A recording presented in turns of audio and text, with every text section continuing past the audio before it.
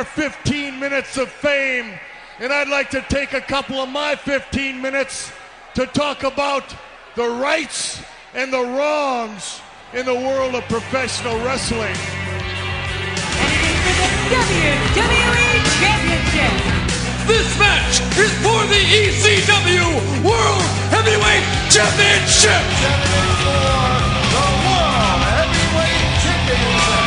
The match and new NWA Heavyweight Champion. We appreciate you guys coming out and taking your time to support women's wrestling in America. This match is for the AWA World Heavyweight Wrestling Championship. Welcome back to another edition of the Rights and Wrongs of Pro Wrestling Podcast. This is your host, Mr. Green, and we've got another week of WOW, women of wrestling, and just women's wrestling in general. Although not a lot. Not a lot of stuff outside of the review. But we got a little bit of stuff to talk about there, and then we go off into the review and all the air quotes wonderful things in air quotes about WOW that's happening right now. Thank you for tuning in and listening, and I'm just going to do a quick plug for myself at the top because I know I usually save it to the end.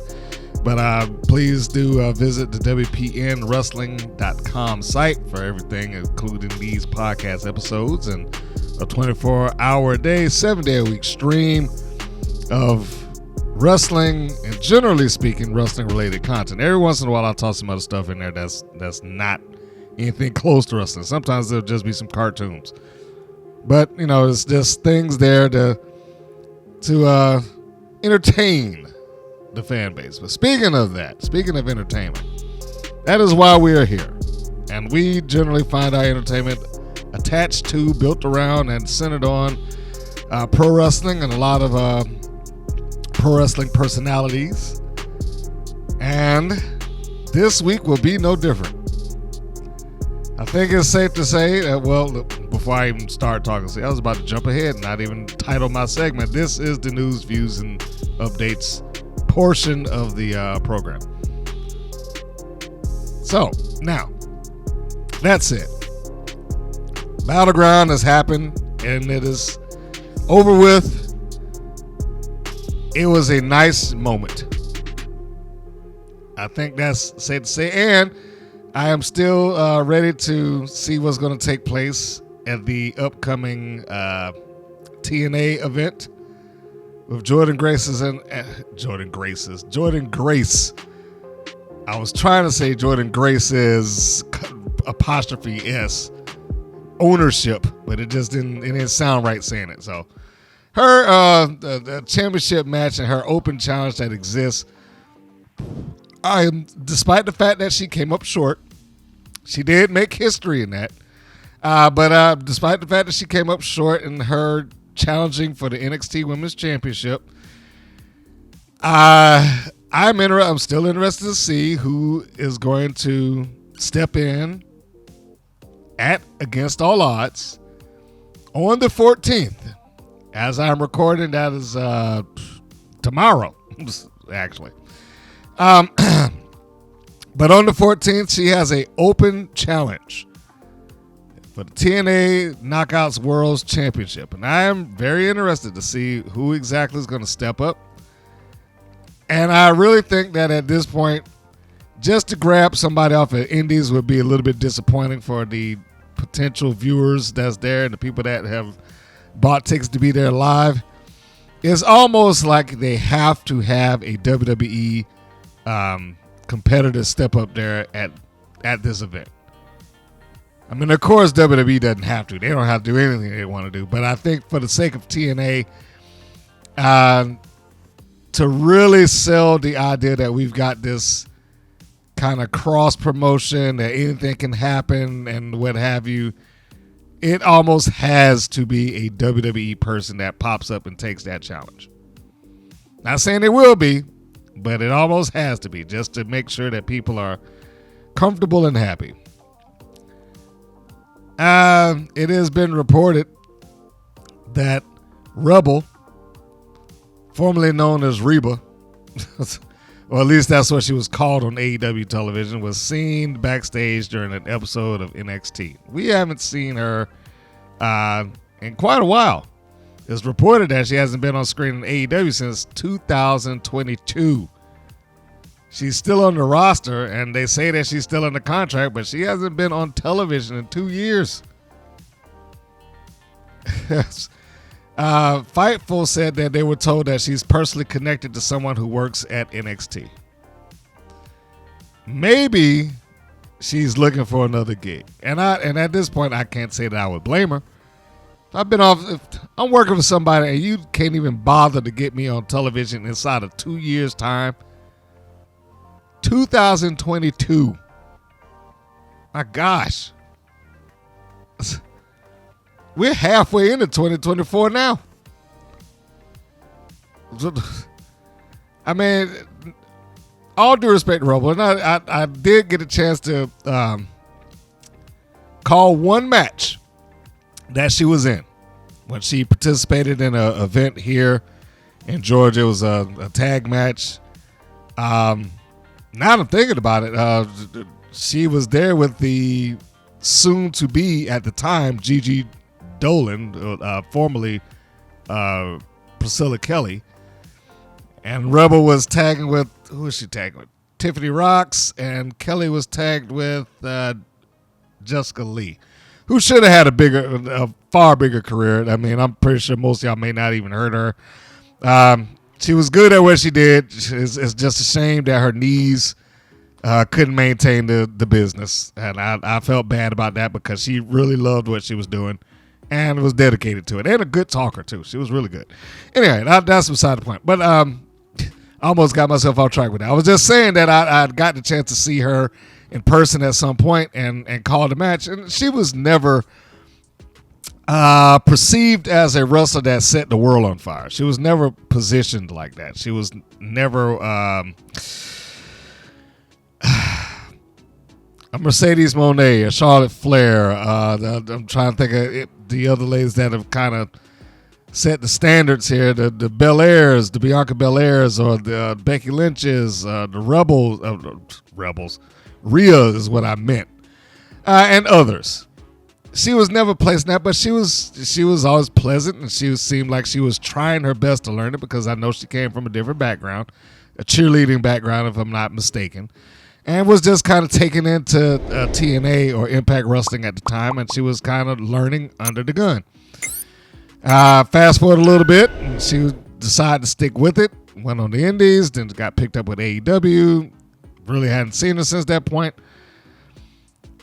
As I was getting that, no, she's not one of the top names out there, but AEW also hasn't done anything to really try to change that. It's disappointing, really. Just the fact that she hasn't been, I really didn't know that she had not been on TV that long until I read it, which is, again, disappointing. There is a new North American NXT Women's North American Champion. That's a long title. Kalena Jordan has become the first NXT Women's Champion.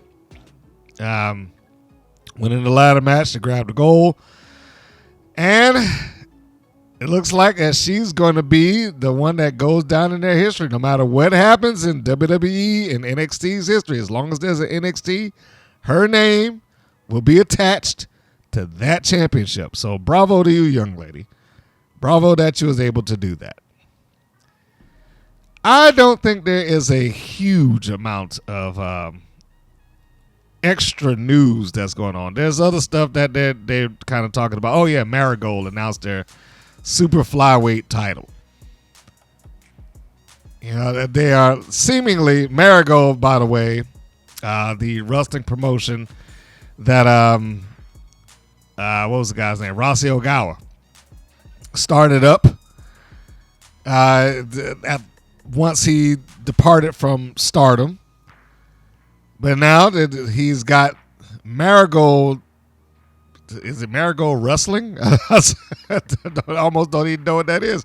But they have announced that there's a new championship for the promotion as is growing on. It'll be the Super Flyweight Championship. So yeah, I guess this whole thing with this new promotion is going to continue on. Let me read the tweet. Do we still call them tweet? But anyway, let me read the tweet that's going on about this, and I will skip over some of the names because I don't want to butcher anybody. But just the announcement. The announcement is this: Marigold has announced the tournament for the United National Championship. Then they go into who's going to wrestle against who. Like I said, I'm not going to butcher anybody's names. But the two winners from the two different matches, so they've got 4 competitors, and then they're like the semifinals of a tournament. The two winners will collide at Sumo Hall on July 13th with the white belt on the line. So good on them. Now, that's not the championship belt that I was just talking about. That's not the Superfly. Again, that's the United National Championship. So that's a little bit different, but apparently this thing is picking up, and they're going to make a go with it. I wonder how it's going to exist, Marigold, in relation to Stardom being there. Will there be enough room for the both of them on a worldwide platform? And more, I'm not going to say more importantly than that, but interestingly, Stardom gets a fair amount of coverage, even here in the WWE. And actually, it gets more coverage in the United States here than WoW does. And that is just somewhat fascinating to me, that a wrestling promotion out of Japan will get more coverage and more time talked about it than WoW, which is in Los Angeles. Somebody actually wrote a really interesting comment about WoW as it relates to the wrestling sphere. And I know I'm going kind of ahead of, well, this isn't part of the review, so I guess it still fits. But somebody put up a interesting comment about WoW and how it's perceived. And I'm going to find that comment right now, and I'm going to read that because I think it's a good enough comment to be shared. So I just want to give credit where credit is due before I read this. This comes from the WoW Reddit group.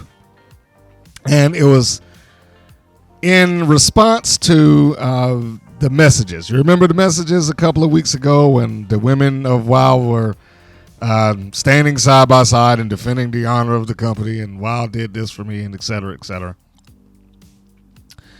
The whole conversation here began because of that. But Weary Copy 6700, even though it was responding to this, I thought that the end portion of this, or at least some of it, was relative to what I'm just talking about here, and that WoW does not really get a lot of coverage. So I'm going to read that, and then we'll go on. This is what he says. I mean, even if they did ask for their fellow wrestlers to put positive messages out there, I wouldn't blame them. They have a company to run. I truly think it's just coming from the wrestlers. And I will jump in here and say that the wrestlers have said that as well, and we'll continue on. But to be honest, WoW never does enough to promote their product. They are in a legit bubble side hustle. It's like people talk about wrestling and WoW is off to the side somewhere like it's a side wrestling niche that isn't quite wrestling and isn't quite a sport. Part of it is that they don't tour. They're not selling tickets or pay-per-views. They're just a television show with a fake movie cast type audience. I really wish they did try to approach slightly more like they want to sell a ticket, even if they have to paper it afterwards. Okay, so again, for Weary Copy 6700, apparently this person was right And that I truly think it came from the wrestlers. And one of the wrestlers did say, no, we weren't told to do this. We just did it. But the other things that was in there, that was what I was saying, what I felt was kind of important. And I thought that was just phrased really well. WOW never does enough to promote their product. They are in a legit bubble side hustle. I could not agree more. WOW doesn't do enough to promote anything that they do. WOW has t-shirts.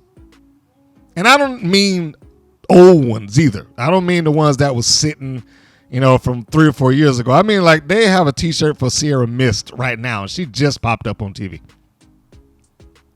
But you wouldn't know that. You wouldn't know half of the shirts that they have in their pro wrestling tees at all.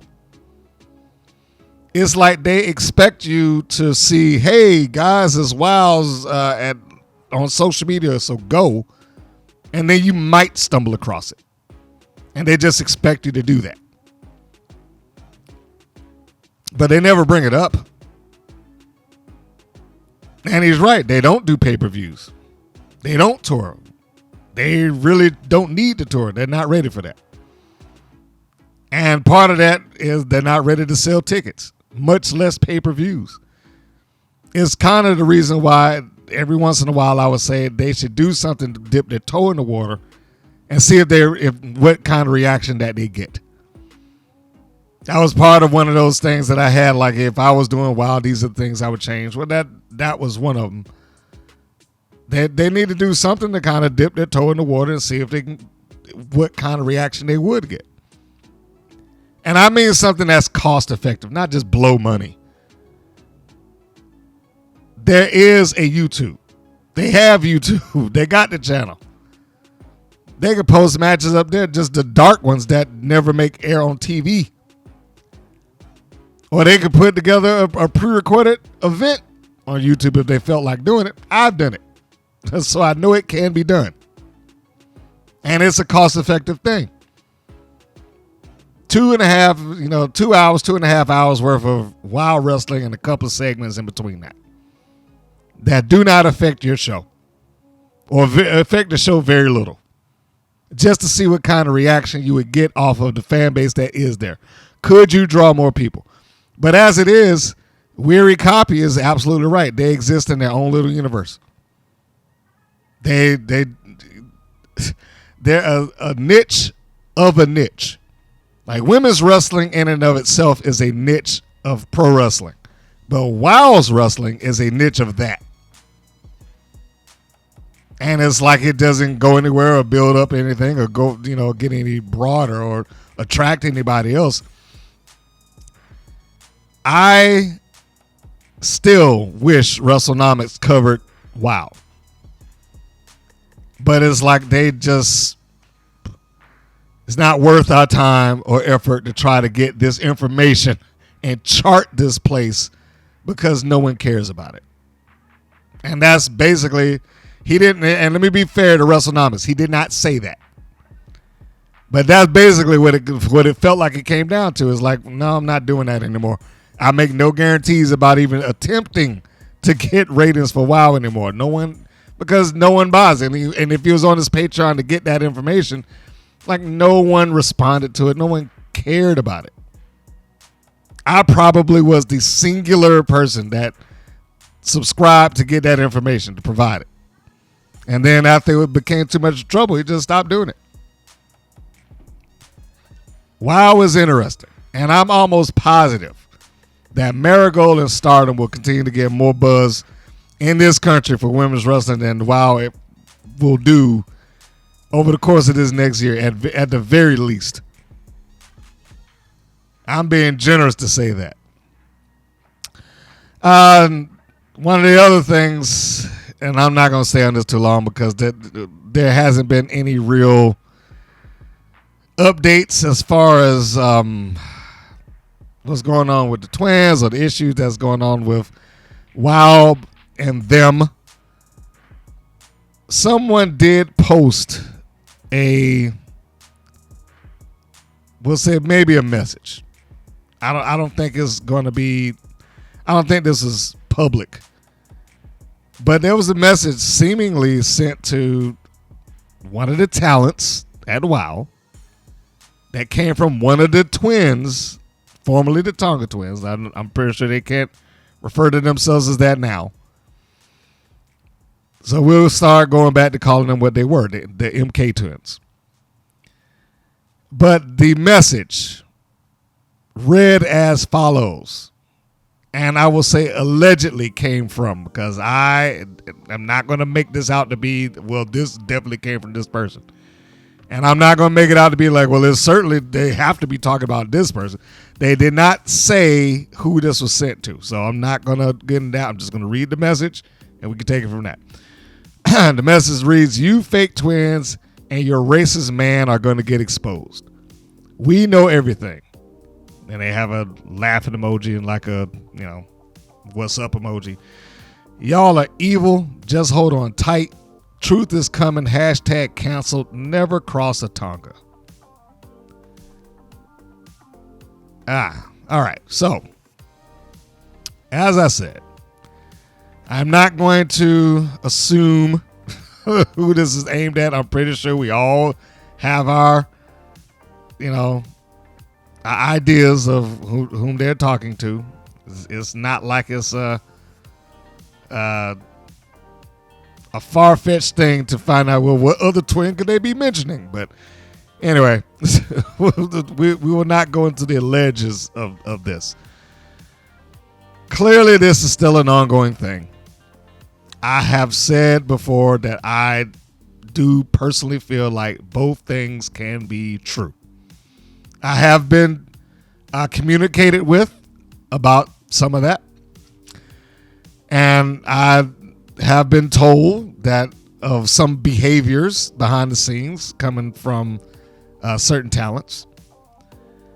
I have been, notified that, well, hey, no, there were problem children, for lack of a better term, that existed in that locker room. And again, I wasn't there. I can't dispute that or deny it. But I am a firm believer that both of those things can be true. Just because you were a jerk backstage does not mean that somebody didn't try you in some other aspect of life or your job. It could be that both of those things took place. And I think even the person that communicated with me, I think even they could meet me halfway on that. It's like, come on, you know that both of these things could be true. Yes, they could be absolute pains in the ass backstage. But that doesn't mean that somebody in that office didn't like, hey, need to talk to you about something, or they was rude to them or tried them in some salacious way or whatever the case may be. All those things could have taken place. All I hope, just getting back to the message, because again, I don't know who got this, but it looks like a screenshot that was sent to the person, to the talent. So I don't know how they got this or why they put this up online. I know why they put it up online. Let me not act like I have no idea. But I don't know how they got a hold of it. But this still seems to be an ongoing issue. But I will add this into it. Because I again, was reached out by certain talents or persons. And the sentiment seems to be basically the same. It's like, no one wants the company to be shut down or canceled, or the attempt to have someone attack the company like that. I can understand, which is also why I'm glad that the persons that reached out did, because I enjoy the dialogue and it makes it easier to digest when you actually hear it or read it from somebody directly. So I get it. It feels like an assault to the company that you're in, and regardless of what I believe about WoW, it kind of falls into the same category for me as AEW. Like AEW to me has become a colossal waste of money. It's just that Tony Khan is a billionaire and he can blow the money. But I cannot discount the fact that wrestling as a industry is probably better for having it there, because everybody ain't gonna make it to the WWE. Everybody cannot go to one singular company, and it's bad enough that there's only probably like 5 or 6 places to work in the world if you're a professional wrestler and earn a living. So it's better for it being there. WoW probably feels the same way to a lot of them. It is a better thing for it to be there than not. Yes. Could it be better? Absolutely. Could it make more sense? Totally. But some of them, not all, but some, probably need that. They probably need a WoW. They may not have had the opportunity to go to WWE or an AEW or TNA or NWA or MLW or any place in between. WoW becomes another venue to ply your trade if that's what they are seeking to do. So to have any one person or two try to shut it down, yeah, I can understand that they would get pissed off about it, but let's be honest, they ain't going to shut that place down. They don't have the ability to shut that place down. They might have the ability to shut somebody down in it. That's possible. But they don't have the ability to shut that place down. They don't have that. Not without some absolute, concrete, solid evidence that they can present before a court or something like that. That WoW is not going to be closed because of the MK Twins. Like I said, somebody within WoW, absolutely. I could believe. If they can prove that, but no, that they shouldn't be aiming to like, well, I'm going to just destroy WoW. No. And if I'm going to go off of what they said in their own live stream, they said they love WoW. They love the company and they gave their lives and this, that, and the other company. I don't know how true that is. I have to believe it. I got to take them at face value at this point. But yeah, that is not going to happen. Now, if this particular individual in the company has any evidence against him, then he may have to go somewhere. But that'd be about it. Because I cannot see a scenario that they could produce that would just make WoW's management, its trainers, its owners, the TV stations that they're attached to just like, hey, you know what? We can't tolerate this. The only way that they could possibly make that happen, like again, if they would have to have rock solid evidence that they could present to the television stations where they were like, we don't want to carry this crap. But that's not there. And it's got to be without debate. That's the other thing. It's like, yes, we do live in an environment where, you could be tried in the court of public opinion. And it can sometimes feel like you are guilty until proven innocent, rather than the other way around. But I don't perceive them doing anything like that, going that far. I think they were hurt. Regardless of whether they bullied or not, I think they were hurt. I think that they did not expect it because of what they had given to WoW and participated in WoW. And they probably felt closer to WoW. And not for nothing, just going off into another side note tangent here before I move into the review. Oftentimes, companies, particularly wrestling companies, like to do this thing here to endear loyalty. We're a family. That's like one of the favorite things that companies will do to employees. And wrestling is no different. Hey, we're a family. Families, we stick together, because when you feel like that, you do endear loyalty. Even if subconsciously, you garner loyalty when you start doing that with people. And companies start doing that with their employees. It is not something that I ever really liked companies to do because that family line only lasts as long as you are good for the company. Once you're not, then you're not family anymore. They will have no problems cutting you loose. That's just a cold fact of life. They will not have any issues cutting weight with you if you become a problem, as evident here. They probably heard that same line from somebody. Well, we're family. And I can't stress that enough. I was like, if you are working someplace like that, I'm not saying be cold and mean and this, that to your employers or whatnot, but understand they are a boss, you're an employee.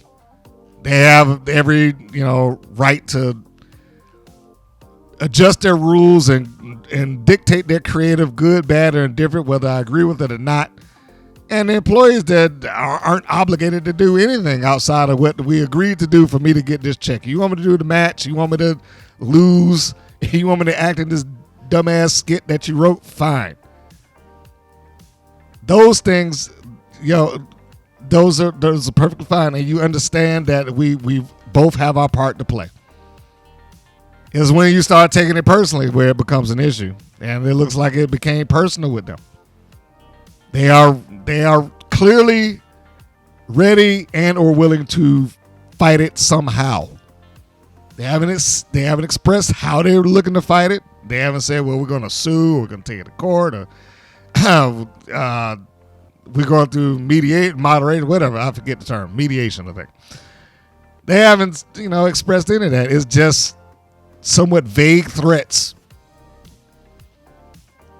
If it ever goes anywhere, then certainly I'll talk about it and review it. But I have no idea where this is going. And again, I think it's who of all talent, MK Twins included, to not lean on this idea that the company is somehow family to you. It is a good place to work, and you can say that. And the company should give them as much consideration and honor, and I'm talking about everybody, not just Twins. Consideration, honor, and well wishes, or the tools that they need to be as good as they can within the company that they work. They should give them that, but they should lay off of the family nonsense because of things like this. Because there's always stuff like this that comes up. The one thing that WoW had that separated them from having this problem is that they were never on the air long enough to take it. That's it. They were never on air long enough for anybody to ever have any sort of complaint. By the time it got to that point, the show was off there. Be done. This might be the one time that they did something that I did suggest. They might have listened to me there. I said, stop taking these breaks and hiatuses. All it did is give you the chance to be canceled. And they haven't. This is the one saving grace that they have, is that wrestling is a all year round event, and that is the selling point to any wrestling. I mean, not any wrestling. It's the selling point to any TV station that exists. I have a set number of people that I can depend on week in and week out for this program. And the program is always going to be there. And that's it. But to close out on that, if anything else pops up in relation to the MK Twins, the former Tonga Twins, and this situation, I will absolutely bring it up. I'll absolutely cover it. But I don't know where this is, how far this is going to go. It probably should just wind itself down. And a final note on that, WoW probably shouldn't even acknowledge it at all. The talents, they probably shouldn't even acknowledge that online at all. All it did was just shine a spotlight on a situation that most people that follow WoW had no clue about. That's the only thing it did. The TV show ignored it altogether. And I don't always agree with the things that the TV show does, but I agree with that. Especially for their audience. It'd be different if they had one of those audiences that was in tune with everything. Again, using AEW as an example, their audience is in tune with everything. They're looking at the message boards. They're listening to the podcast. They're checking things. They're interested in the personalities in front of and behind the camera. So when things happen with them, they need to address it. Not always the way that they do address it, because showing that footage of Punk on there a year later was just absurd and stupid. But you get where I'm going. Those things have to be addressed in other wrestling circles. And WoW, no. Now people probably didn't have a clue what they were talking about in the first place. So anyhow, now that we've gone through that, let's take our little break, and then we'll be back and talk about the full review of WoW Women of Wrestling.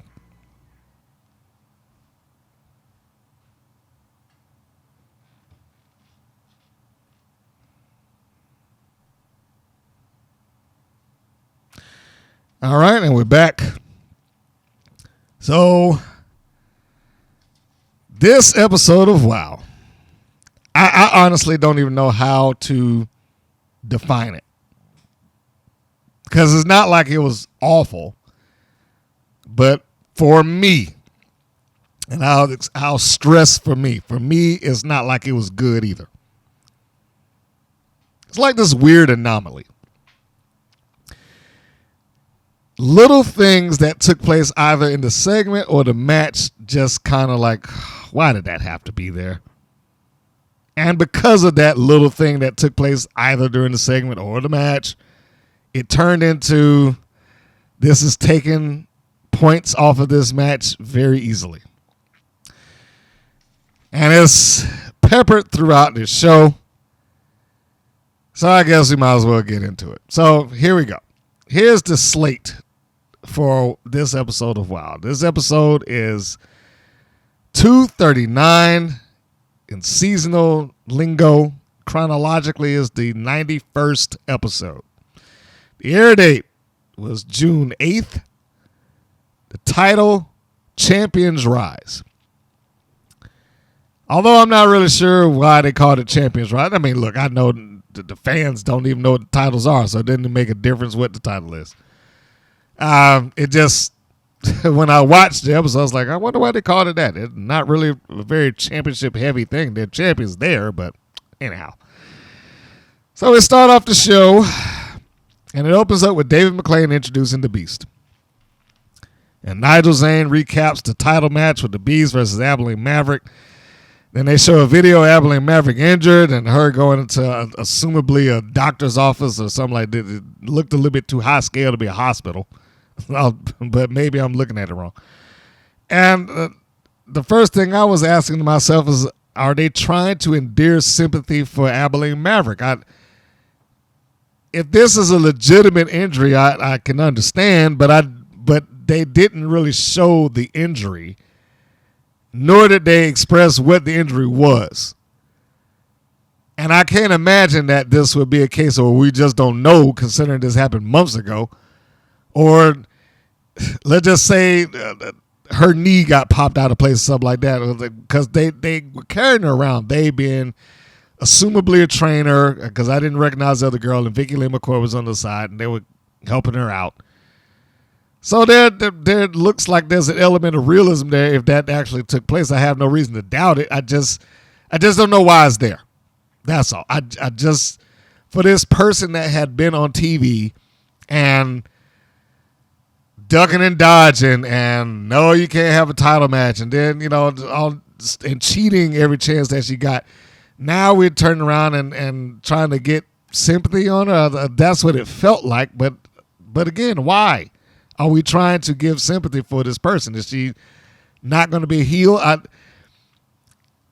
Accidents happens, injuries happen, and you can cover that for whomever.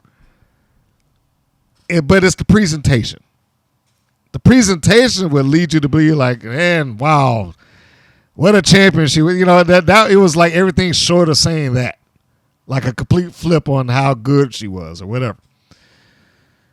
So I don't know. I have no idea. I don't even know why that was there. If she had disappeared from WoW's television, would you have really noticed? Most people disappear off of WoW's TV all the time. Some of them don't be back on for like 4, 5, 6 weeks.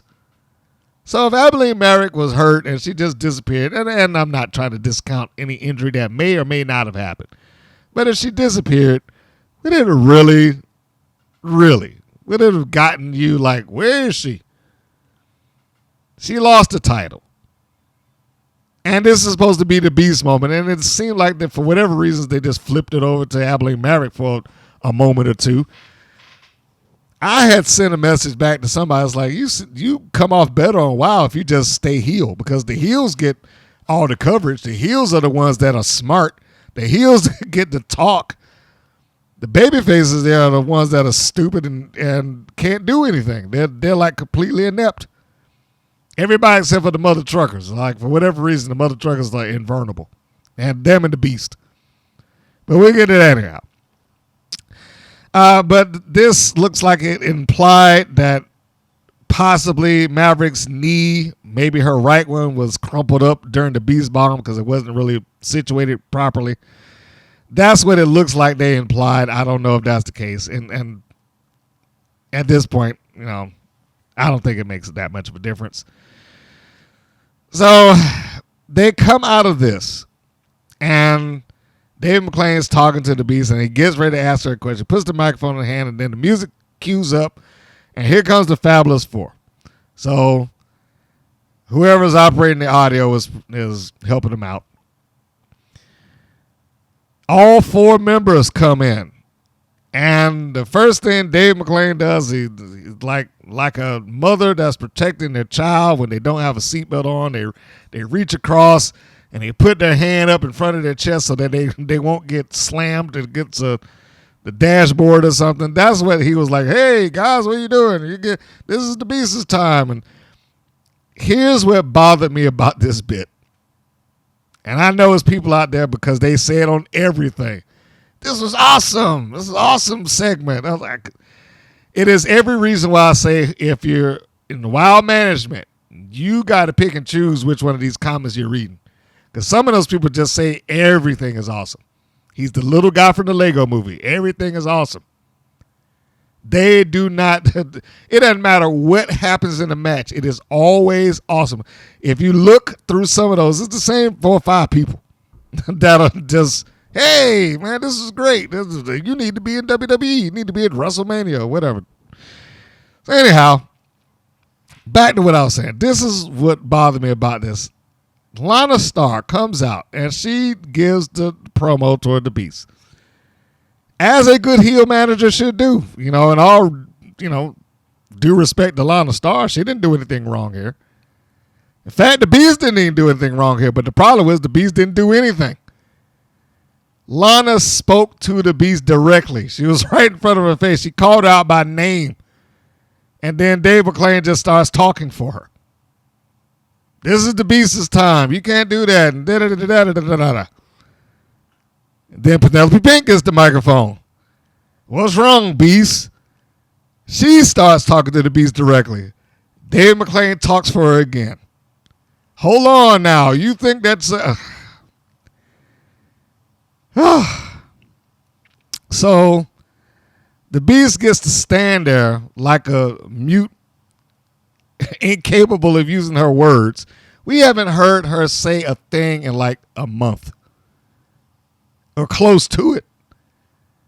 The last time that we saw her during the contract signing, neither one of them spoke. Now the Beast didn't say anything, and they're talking to her. They said, Beast, why don't you give me a shot? And then Dave McClain just starts talking for her. It's these moments that I said David becomes a detriment, not a help. If she can't talk or hold conversation to people in the ring, she probably does not need to be doing this. Or get a manager or something, because she's got to be able to speak. How are you supposed to get invested or involved in her as a person or personality when we don't know anything about her, and she won't say anything else, or at least he won't allow her to? And why wouldn't he? Why would he not allow her to say a word? So they're all surrounding the Beast, and they're, I want a title match. I want a title match. Now keep in mind, that was the whole purpose of this. them trying to threaten the Beast into giving a title shot, while the matchmaker is standing there in the ring, apparently incapable of using any of his executive powers to fix the situation. Can't send him to the back, can't call security, can't say this is a segment, can't say I'm the boss, get out, none of that. He turns back into a normal interviewer, and he doesn't have the power to do anything up until he has the power to do something. So they threaten the Beast, and then whilst police women come out, the Island Dynasty. This is like the second time that they just intervened and butted their nose into somebody else's business. And I know that this is not going to be an ongoing thing because given the circumstances that we just talked about a couple of minutes ago. But when did they become the police women of WoW? It's like Tiki Chamorro and her 2 goon bodyguards. That's pretty much what it comes down to. It's like she got elected the leader of the group by default because Leia McCoy isn't there anymore. So, all right, well, now it's just Tiki. So they come marching out there with a purpose and stand up to the Fabulous Four for this feud that should have ended like months ago, if not over a year. And the wonderful thing here is like, you want a title shot? Penelope Pete, you think you deserve a title shot? Yes. Vicky Lynn McCoy, you think you deserve a title shot? Yes. All right, well, I'll tell you what I'll do. We'll make an 8-man tag. I was like, what? Like, how does that relate to anything? How did we get from I want a title shot to just group warfare? So that's what that was the segment. It went from that to this, and it's like, all right, and the presentation of this is I'm making this match on the spur of the moment, and not goddamn 10 seconds later we got a graphic up on the screen like, all right, and tonight it will be the Island Dynasty and the Beast playing the part of Leia McCoy and the Island Dynasty today will be the Beast. And the Fabulous Four. So I don't know. So yeah, this apparently was just an instinctive thing, and you asked for a title match. All right, we'll just put all of you in the match. And that would make sense to me if there was like a stipulation at the end of it. It's like, well, and if you win, then I'll give you a title shot. Nope, none of that was said at all.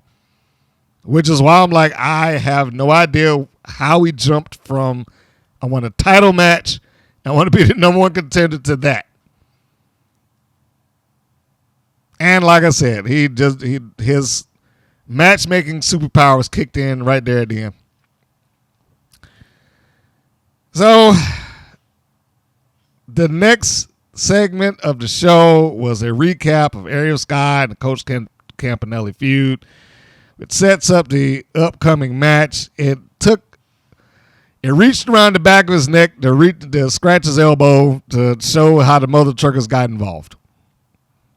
Because I didn't need to know the whole thing with Ariel Sky and Coach Campanelli and Top Tier.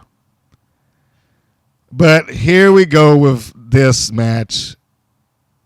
I have to take a energy drink swallow so I can get through this one. Okay. So again, it's not that the match was somehow terrible, but it's like the concept of the match is lost somewhere. So we start off, Top Tier coming out the ringside. They got their worthless trophy with them. I don't know why they still can't. I still don't understand that. The trophy, let me just recap that because they'll never do it. The trophy that was alleged to be the trio's trophy was smashed and broken over the back of Ariel Sky. So apparently WoW just decided to grant them a new one. Which again, I was like, what company would do that? And they're still walking around with it, and like the trio's trophy means anything. It doesn't mean squat. It's not a defendable thing. It's just a trophy.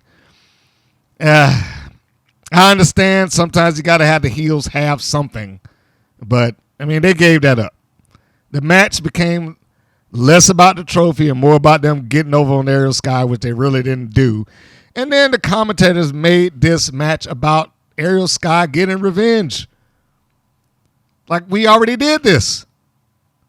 We already went through she got revenge. Why are we rehashing this? I thought, foolishly,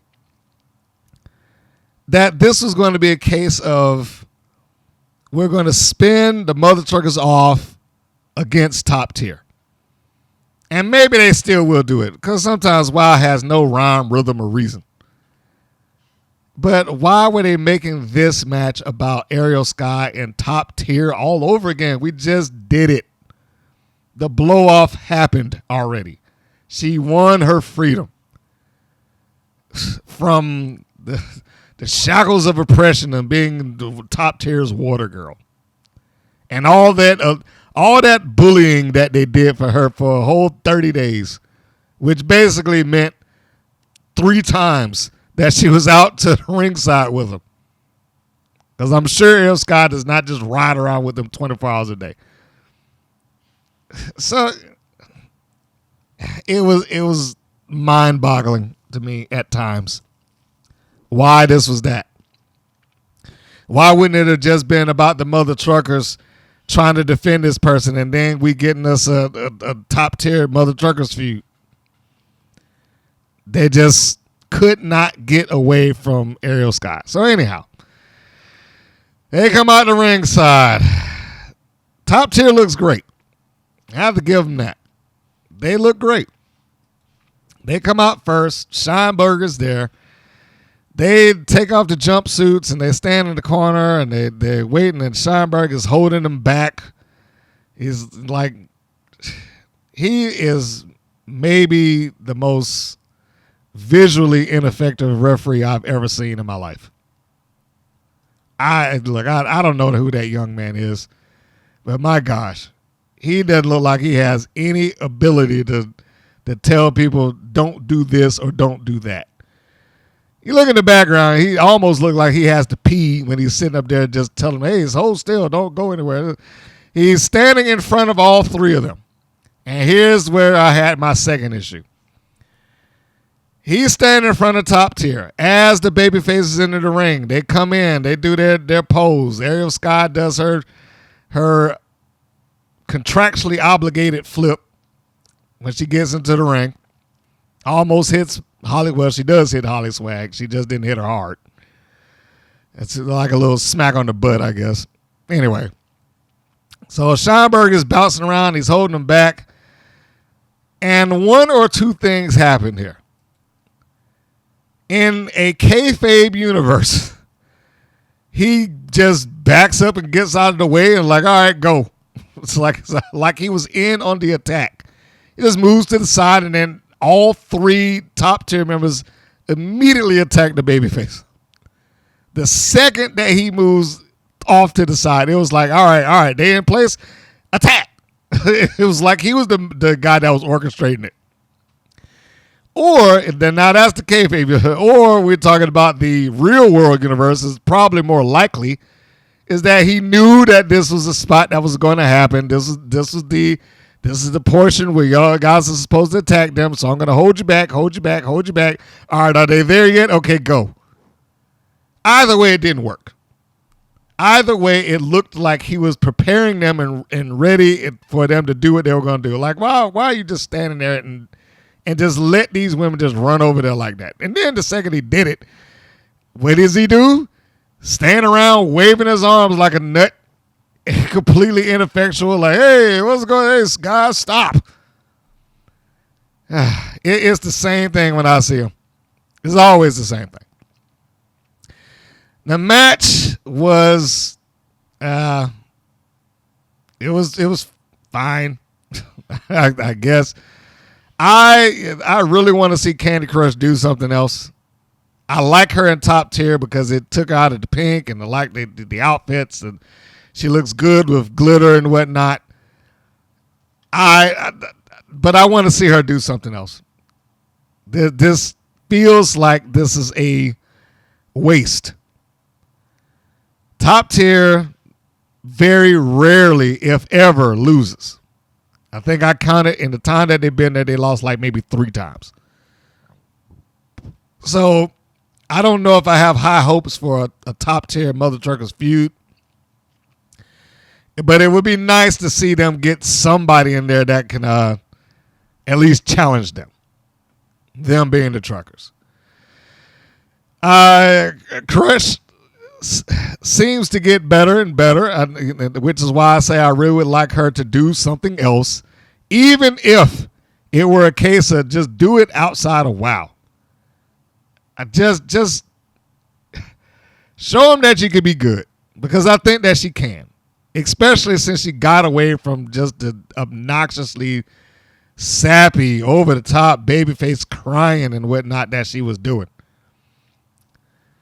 There's a point in the match where they do the old rotating smash. This was, I know it's been popularized by the New Day, but the first time that I can recall seeing it was from the Russians in the NWA. They were just basically rotating, whoop whoever it is in the corner over and over and over again, and rotate in and out. And Top Tier did the version of this, even though it wasn't a long. It was pretty slow, but we got the point. Big Rig Betty did a good job of actually making Scheinberg not look like a goof, because she got into the ring and gave him a reason to get over there and stop her from coming in. They looked awkward on the side. Big Rig and Ariel Sky is like, at one point in the match, Rig was about to get out and go to the opposite side where Sky was not. And then for whatever reason, it's like she didn't want to do that. And then she went to the side that Ariel Sky was at. And they just stood there side by side with an empty corner next to him. And I was like, I just didn't understand why this looked so awkward to me, or why she wanted to be there like that. But it was. So anyhow,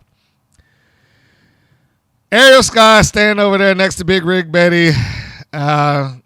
Holly Swag is doing what Holly Swag does. She takes the heat, getting beat up most of the time, which I'm not really sure why she did it in this particular match, because she's not any smaller than Ariel Sky. Normally it's a case of she's the smallest person in the ring, but her and Sky are comparable in size, so I don't know if it was a necessity to have Swag take the beating.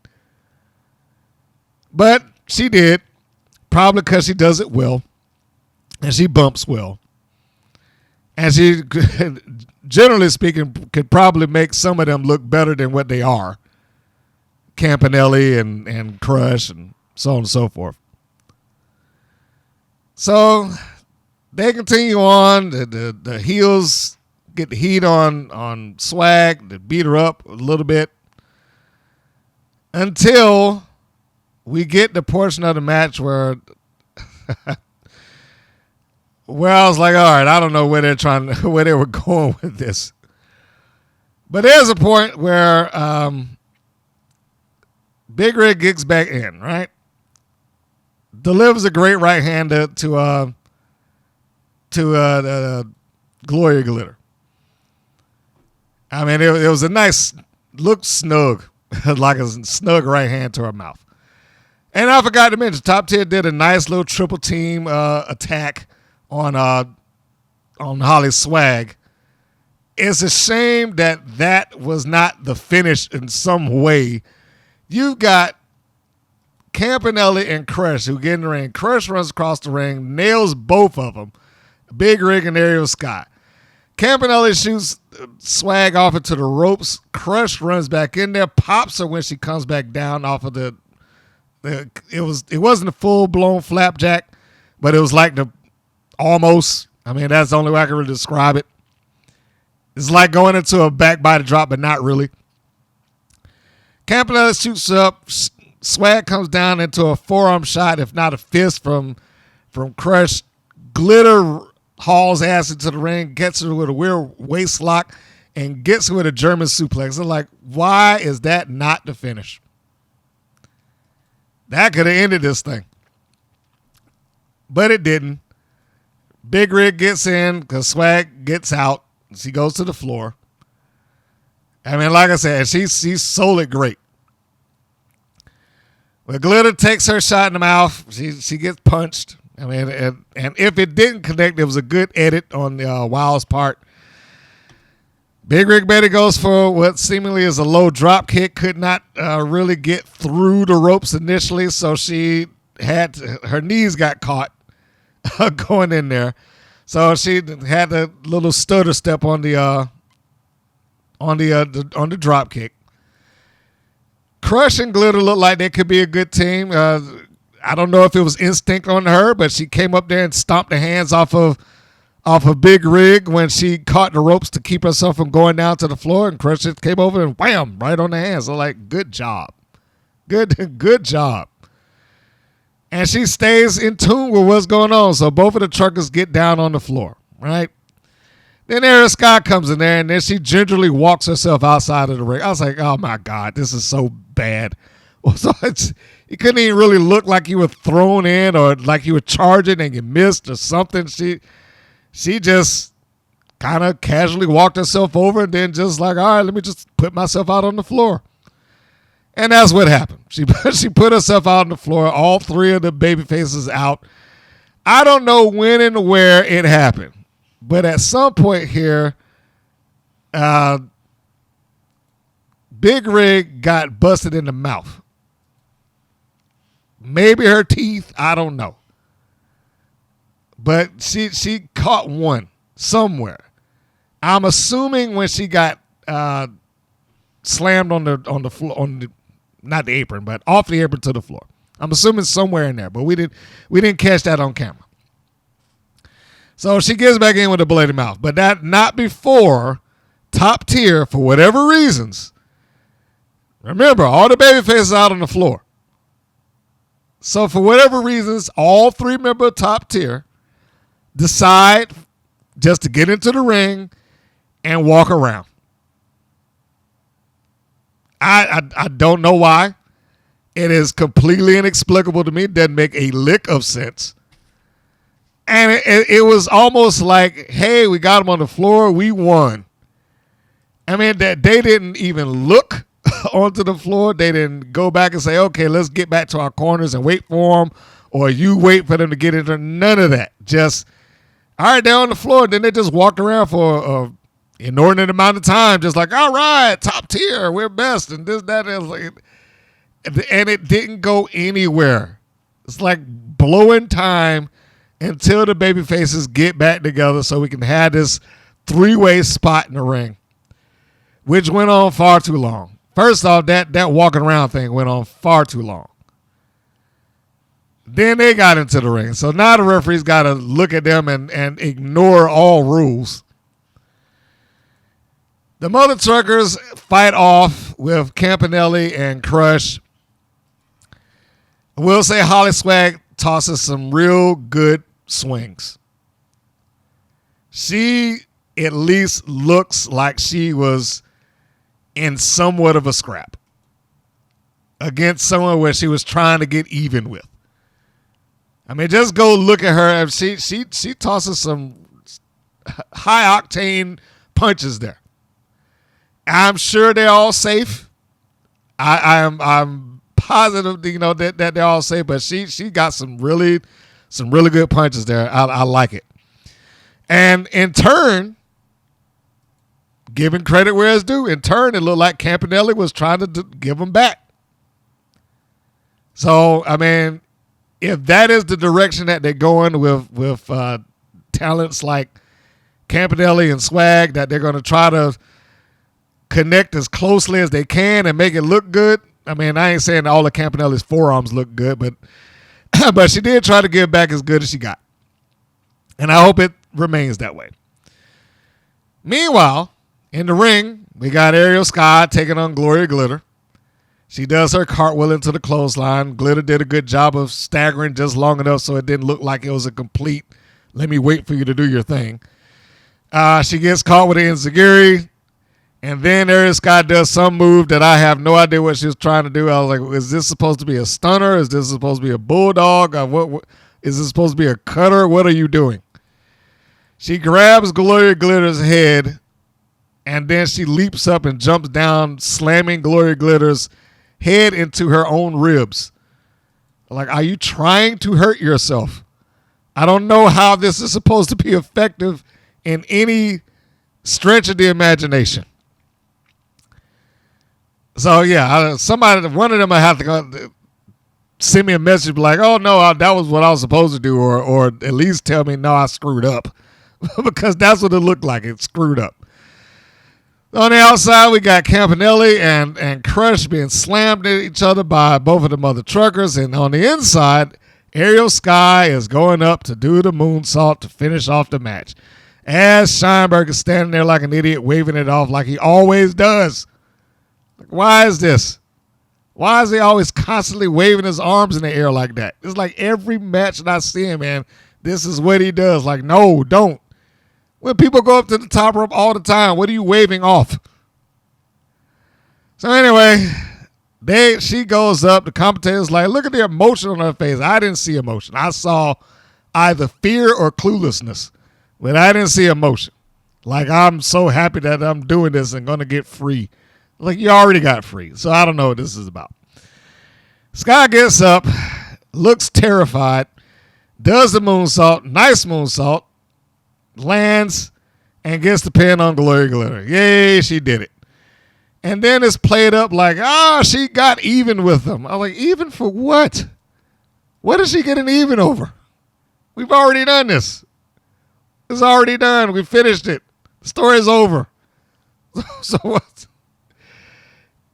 And this is why I had a problem with it, because I was like, it's not that the match was awful or something like that. It's that they turned the narrative of the match back to Ariel Sky, when we should be moving on from that. And this is a repeat of the same finish that Americana had with the Heavy Metal Sisters. It's the exact same finish. Let's pair her off with a tag team that'll do 90% of the work, and then let them come in to do a moonsault, and that will solve everything. Exact same finish. And so now, I guess the moonsault is the great equalizer to getting even with someone. Because once you do that, then all is right in the world. And that's what happened. Ariel Sky got the moonsault, much like her colleague Americana did months ago. And that made everything better. Once she got that moonsault in on Fury, then her son's tablet being broken, all well and good. Her best friend and former partner, leg being broken, all well and good. Ariel Sky getting his moonsault on Glory Glitter for the alleged bullying that she got, all well and good. The only difference here is that Ariel Sky was an idiot and she put herself in her own problems. So anyhow, hopefully this will get her past this and she can do something else and get as far away from Coach Campanelli and top tier as she possibly can. Run, Ariel Sky. Run away from this. Get away from top tier. Because as long as you're with them, you're never going to grow. Run. Just get out of that. So that's where that's where we are with that. And then we get to the end of the match and we see Big Riggs bleeding out of her mouth. I don't know. Like I said, I don't know when or how it happened. I couldn't see it. Wasn't on camera. I assume either she bit her lip or busted her tooth. One or the other. That's my guess. And then she cuts a promo. They both do their promo. Like, you got a friend in the mother truckers, and if you need us again, you know what to do. And then they get the microphone to Ariel Sky. She goes honk honk. I don't know what to say about that, other than it was just. I didn't want to call it dumb. That's why I stopped. But other than this was a somewhat pointless match. And it became pointless because of the narrative of the match, not the match itself. It became pointless because they tried and insisted on trying to make this match about Ariel Sky getting even. opposed to let's move into another direction. So yeah, I didn't have any time for this match. It just was like it was a waste for me. The following segment is Fury with Rebel Haze and G.I. Jane. The first thing I wrote when this match was announced is who's the babyface and who's the heel in this match. And it was almost immediately answered when you get Fury, who comes out first, then G.I. Jane. And when Jane is in the ring, Fury gives her like this mocking salute. So that was the first thing I said, all right, so I'm guessing here that even if she's not a full-blown heel, she's probably the de facto heel of this match. Now, of course, we probably should have recognized that she would be the de facto heel of the match because she came out with her partner, the over-animated and overacting Rebel Haze. And this match was no different. She was out there just clowning up a storm. So we've got Rebel Haze and Fury, the Heavy Metal Sisters 2.0. And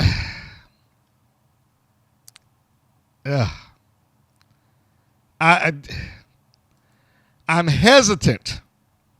I am hesitant to say anything bad about the match. Again, this is another case of the match is not the issue. Presentation, maybe, but not the match. G.I. Jane comes out looking good. Gives the whole little nod with the hat and whatnot. Like I said, Fury gives somewhat of a mocking salute. I didn't realize that Jane was kind of stood over Fury the way she does, but she does. G.I. Jane is another one that I think has the potential to do something else in the wrestling business. I started off with her the same way I did with Chainsaw, in that her not being polished and smooth did not necessarily work against her. But she's not going to be able to rely on that forever. Especially now moving over to a babyface, by nature, that's going to kind of change some of her style of match. Not going to be as aggressive, not as hard hitting potentially, unless she's going to do an anti-hero thing. Now, as much as I got on Rebel Haze for overacting, I do have to give credit in that she was always doing something on the outside, because I'm always an advocate for that. If you have to be outside of the ring, do not just stand there like a statue, or sit down like a bump on the log, like you don't know what to do or how to react or what to say or what to do. And I didn't care for the constant mugging and the devil's horns and her, like I said, being over animated and whatnot. I didn't necessarily care for all of that, but she at least provided something. Rebel Haze was like a cartoon character come to life at all times. I don't know what it is with her. She just kills me with this.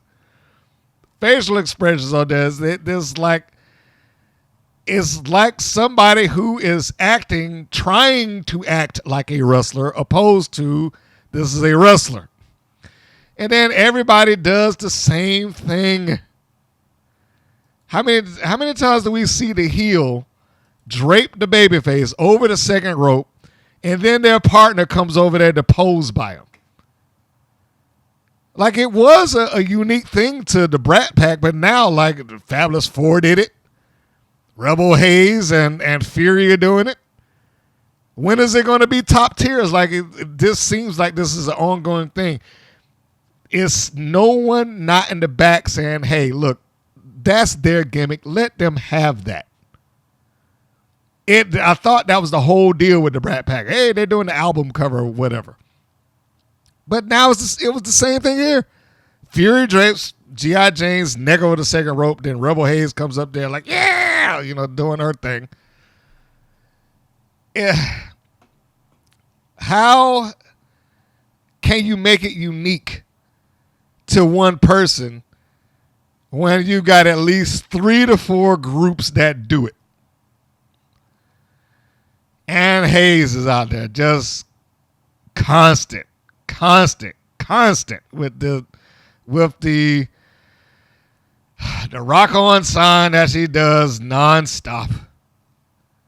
Like, I want to give her credit for being active on the outside of the ring, but I'm almost starting to feel like there's such a thing as being too goddamn active, and she is too goddamn, whatever she's on, you need to get off of it.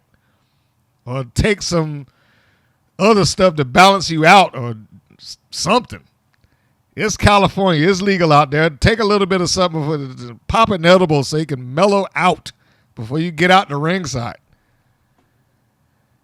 Anyhow, Jane and Fury, despite a couple of instances of what appeared to be maybe a little miscommunication, nothing was big enough to where it's like, all right, this is a problem. I think it's just a case that Jane may not be keeping up with her in terms of what she has to do and what she's providing into a match. One of the best parts in here is Jane sold his backhand really good. She took just a smack in the face and spun around like a top. One person who I knew who was really good at doing that was Nina Monet, Siren on WoW.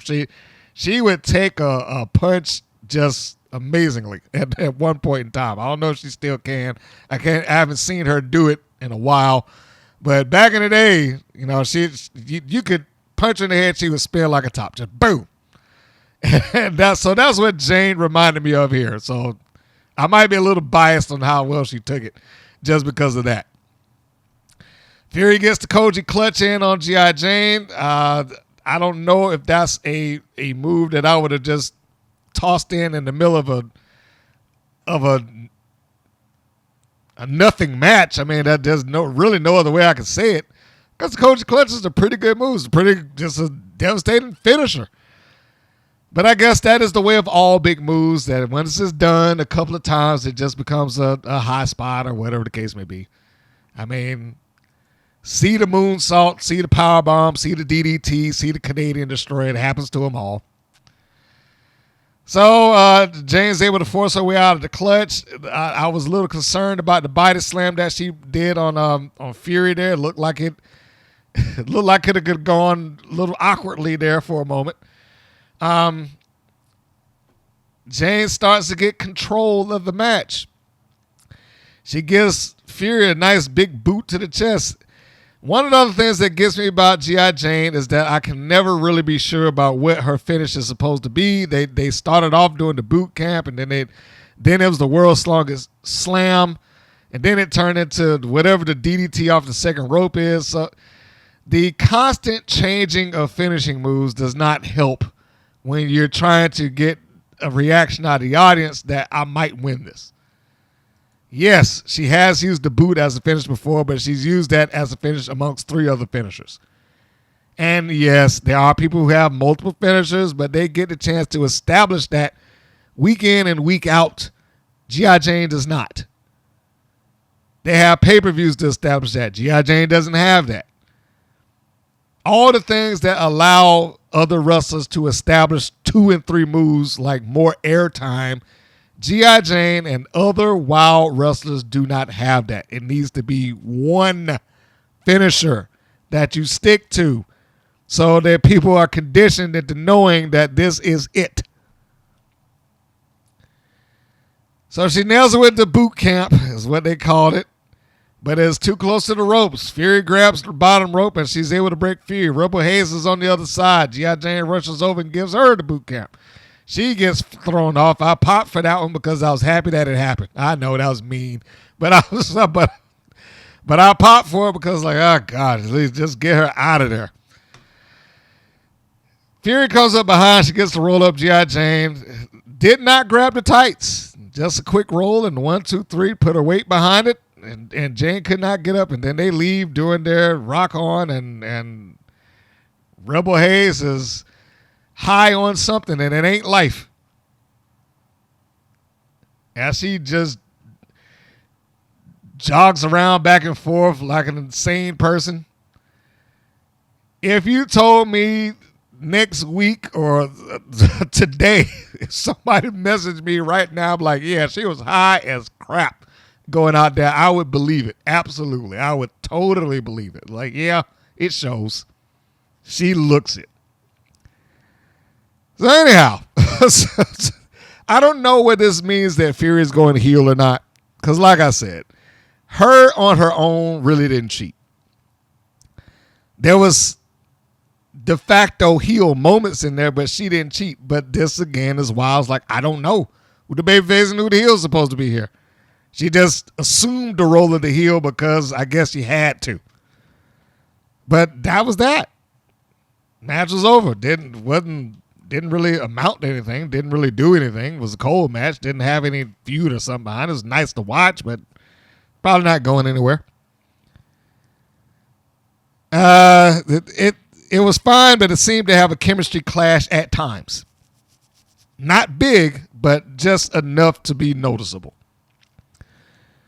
And I can almost promise you, if you go down and look at the match, I didn't even watch it, but I'm pretty sure somebody on that page is like, this is great. Like they say about every match. So we go to the next segment. Oh, I forgot. I forgot. I'm sorry. I started laughing because I read a note. When we were watching this match at work, and I'm talking about the Fury G.I. Jane match, one of the guys just blurted out like, Rebel Haze looks like Pee Wee Herman at his first metal concert. I was like, that is a good one. I got to write that down. So that, and I promise you, that was completely unprovoked for me. I did not encourage anybody to start talking about Rebel Haze, but he's just watching it and he's looking at her because, like I said, since they know that I do this, they've joined in at least watching the show. Okay? And yeah, he was just looking at it. It's like, man, she just looked like Pee Wee Herman at her first metal concert. I was like, let me do everything possible to try to fit in.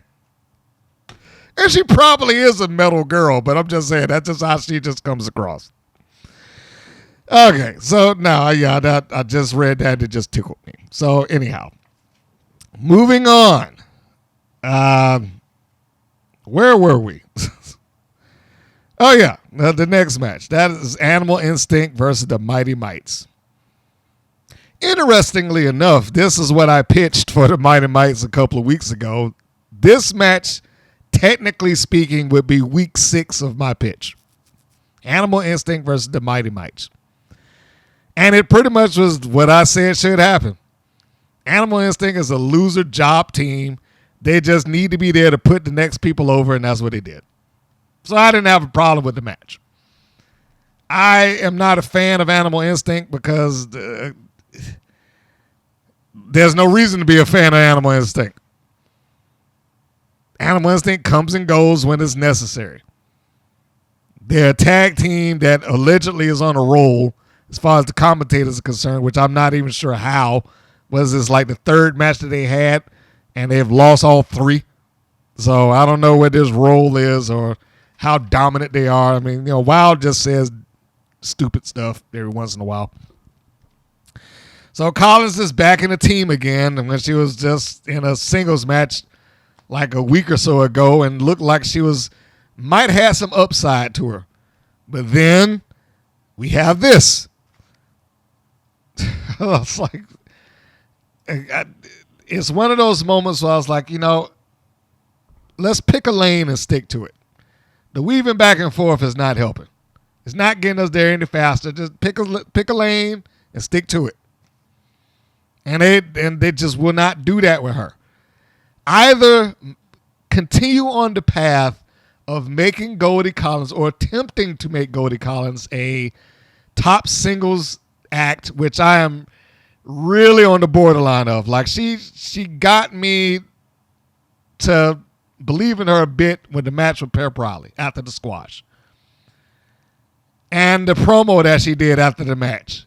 She got me to kind of buy into her a little bit, but then they stuck her right back in this, and she looked like she's reverting right back into just being a comedy, sidekick to this woman who thinks that she's a cat. So they get in and do what they're doing. Pose in the ring, stand around the whip. That's another thing. Why is she carrying the whip? Most of the people that carry gimmicks in the wild do not ever use the gimmick other than for show. Like, you're a heel. I thought you would use it every once in a while for something. Katarina Jinx, this message is for you. Go find Dutch Mantel matches with Shoe Baby and watch them. Matter of fact, don't even worry about watching the match. Find instances where he either uses Shoe Baby or talks about Shoe Baby. Shoe Baby being his bullwhip, by the way, which is what she, has some variation of. But he talked that thing up to where people knew what it was, gave it a name. Shoe Baby. It's been 40 years I remember that thing. And you probably need that. Something that every once in a while you could just break out like, all right, this is for my, help my character, my heel persona. All of that helps. WoW has very little character building beyond doing a vignette and giving you a gimmick that is surface level. You're a dog trainer. You're a cat person. I like ketchup. I like mustard. So, yeah. Anyhow, the ketchup and mustard thing is the Mighty Mites, by the way. So I'm sure you got that. The Mites continue to impress me. I will say that they did not do so much for the room that I was in, though. They just kind of looked at them like two kids in the ring. It's like, oh, look. That is why I like listening to them, because in my mind, they represent the average viewer. The person that is just looking at this and just talking through it and never going to give them credit where it's due. That is the viewer that I, imagine that my coworkers are. And so I listen to them. I listen to the comments that they make, and they just could not take the Mighty Mites seriously. They just couldn't. But we'll get to where that might have turned around. So we start off with the Mites, and we see the clear size difference, and I'm okay with the size difference here. The reason I like them against the Brat Pack is because it's not that big of a difference. Here, Collins is a clear height advantage. And it looked like she had a clear height advantage when she got rear waist lock, and she's like, ha, ha, ha, you can't do anything, up until Spice started lifting her up. And then she looked like she was a little frustrated and tried to break her free. And then the seriousness started kicking in on Collins. So I was good with that. I was good with her cheating and grabbing the hair, even though she didn't have to, because she's a heel and she should. So I don't know if somebody instructed her on that. I don't know if it's something that she just picked up, but good on her. I know I don't give her a lot of credit, but good on her. Because it's not a case of whether you should cheat all the time. It's because, you're a heel and I can. Because I don't want to go through the trouble of trying to get the advantage fairly. I want to get to my advantage as quick as possible. And the fast way for me to do that is just pull your hair. And so I was good with that. I oftentimes, when I had those conversations outside of this podcast, I oftentimes refer to Andre the Giant. There was no reason on earth that Andre the Giant should have or needed to cheat. There was very little reason for him to do that when he went heel. But he did. He cheated a lot. choking people out with a strap, blatantly choking with his hands. You see things like that. And he did not need to do it. He could have overpowered 90% of that roster, and people would have believed it. But because he was a heel, that's the way he operated. And this is what I got from Goldie Collins here. She didn't have to do it. She's bigger and arguably stronger than Spice. But being the heel in this equation, let me just do that because that's what I want to do. And it gave Spice a chance to do the nip up and all that stuff and do the counter and come back and put Goldie Collins down. So it was a nice exchange. And then you got Spice giving her some verbal, giving her lip in the ring. She catches her with a spin heel kick, although be it in the belly rather than the head. And that was fine, but that was one of those moments where the guys in the room lost their mind. She couldn't even get up there. Like, come on, man, give her a break. Katarina Jinx comes in. There looked like there was a little pause there. Spice, after the spin heel kick, gets Goldie Collins down. Referee's going for the cover. Katarina's coming in. You can see that the ref got in the way a bit. So she tried to push him to the side. But then the time was a little bit off there because Spice gets out of the way and Katarina drops the elbow on her own partner. Spice is in there, doing the babyface thing, fighting from underneath with both of them. Took Katarina Jinx in one corner, Goldie Collins in the other, gets her partner in there, and then they do the mites thing. A little do-si-do, and then they send each other into their corners. Collins had to slide herself down so that she could be in position for whatever it is that they was about to do, that little stampede, whatever the heck, in the corners. So she probably should have been down beforehand, but good that she remembered to get down in the first place. She did get herself down so she could take the move. So then we get Sugar. She gets into the ring following that, tags back in on Spice. They both do their little cartwheel into a splash. Again, it was another moment that in the room there was like, boo. Why are they doing that? So they carry on. Spice gets cuts off, and then Collins and Katarina are in control for a moment. I don't know what the move that they were trying to do there, but it looked like some of that timing or not just the timing, the positioning. The positioning was off here. So you got Goldie Collins in the ring. She kicks off on Spice, right? Tosses Spice into the ropes towards her partner. Collins goes the opposite direction. She takes a blind tag. Spice stops in the middle of the ring so that Goldie Collins can come up and give her the knee lift. Katarina gets in, but she has to get Goldie Collins out of the way now, much like she had to do with the referee. Like, hey, get it, so slide to the side here. And then Katarina gets her with a reverse X Factor. So instead of dropping her on her head, in her face, she drops on the back of the head. But Spice is now doing the underdog thing, which is what they're good at. They fight from underneath. Get that arm up. And she does one of those things, those small things that I do like in wrestling.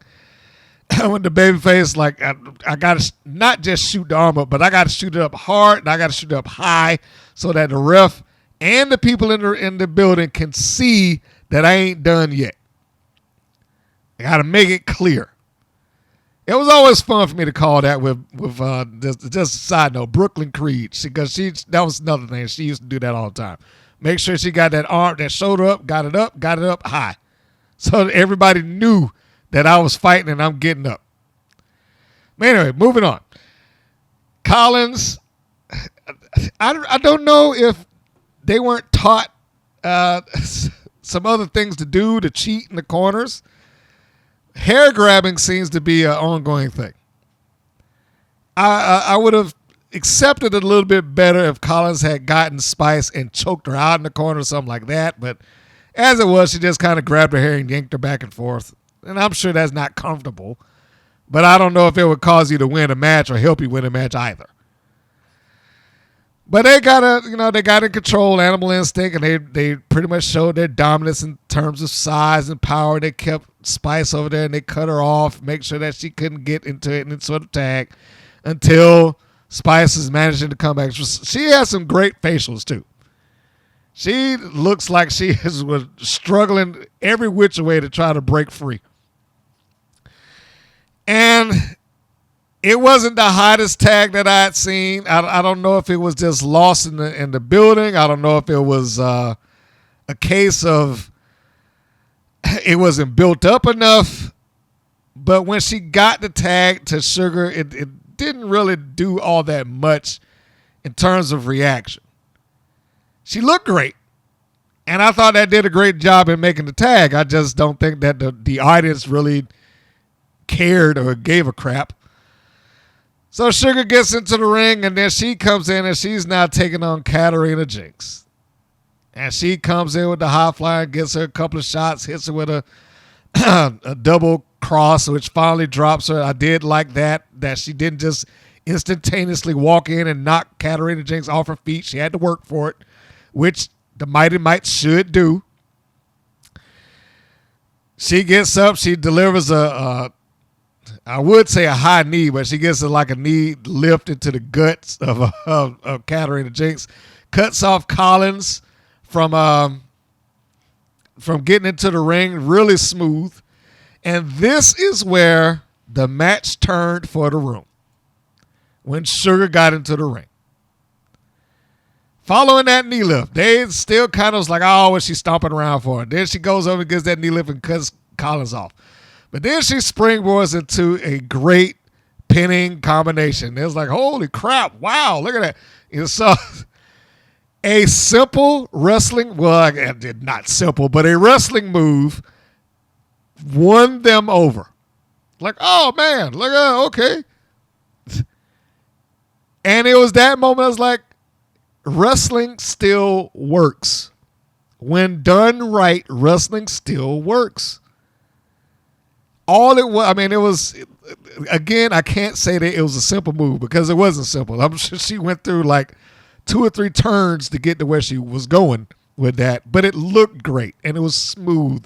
And she got a pin in that most people, definitely the ones that I was sitting there watching it with, could not find the hole in the pin. They could not find the flaw in it. Because in that quick turnover that she did, the springboard, the roll through, the pinning down of both arms, it is all very plausible that this woman, now that she's down by this tiny girl, could not get up in 3 seconds. It's not that she wouldn't have been able to get up at some point, but could she have done it in the 3 seconds that she was trying to do it? The wrestling works. And that was a little portion of the proof that I got, and that she got that roll up in, and that alone kind of saved them with the match, at least with the people that I was looking at. Again, I'm not saying this is the way they represent everybody across the country, but you get where I'm going with that.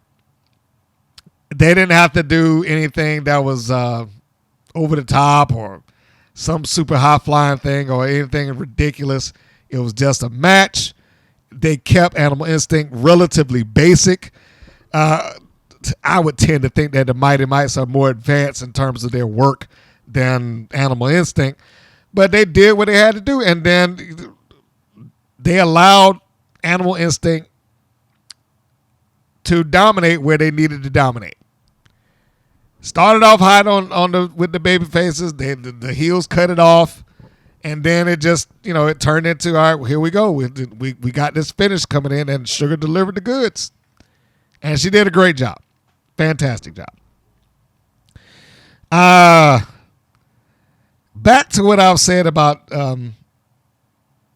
Katarina Jinx and all Wild Girls, because a lot of them that carried Exile, for instance, carry these gimmicks and they never go anywhere. I will reiterate that she should be looking at Dutch Mantel matches and or promos. when she can learn how to threaten wrestlers with it. And this goes back to everything that I said before. You don't know anything about these people. You know anything about Katarina Jinx. You don't know what her motivations are, why she's there, why she cares. The only thing that you get off of the commentary is like she's a cat person. Like, what does that even mean?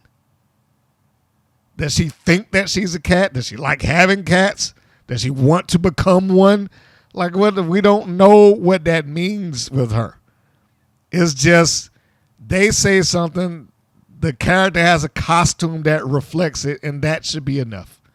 That's how it goes off to me.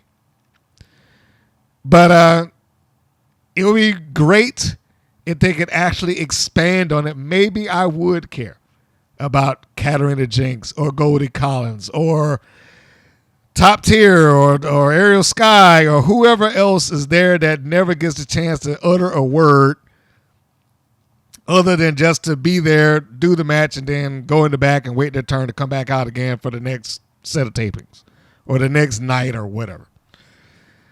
But Sugar's roll-up sold the crowd. That is the overall point in that match. We will see if this path that they're on continues with stealing my story. It's week 6. They've already taken it. They've already taken Animal Instinct. And it's the same team that I pitched. I'm like, yeah, they'll put them up against Animal Instinct. Anyhow. Next segment. This is a segment to recap the feud of Vicky Lynn McCoy and the Beast. And the first question, is this to heat up the main event, and why are we doing this? They included the events of the show, the events of the show that was taking place as we were watching it. They included the stuff that took place at the beginning. Like, okay. So, WoW presents itself as being, and I'm not saying they got to be live. They don't have to be live. But you do have to operate within the universe that you create.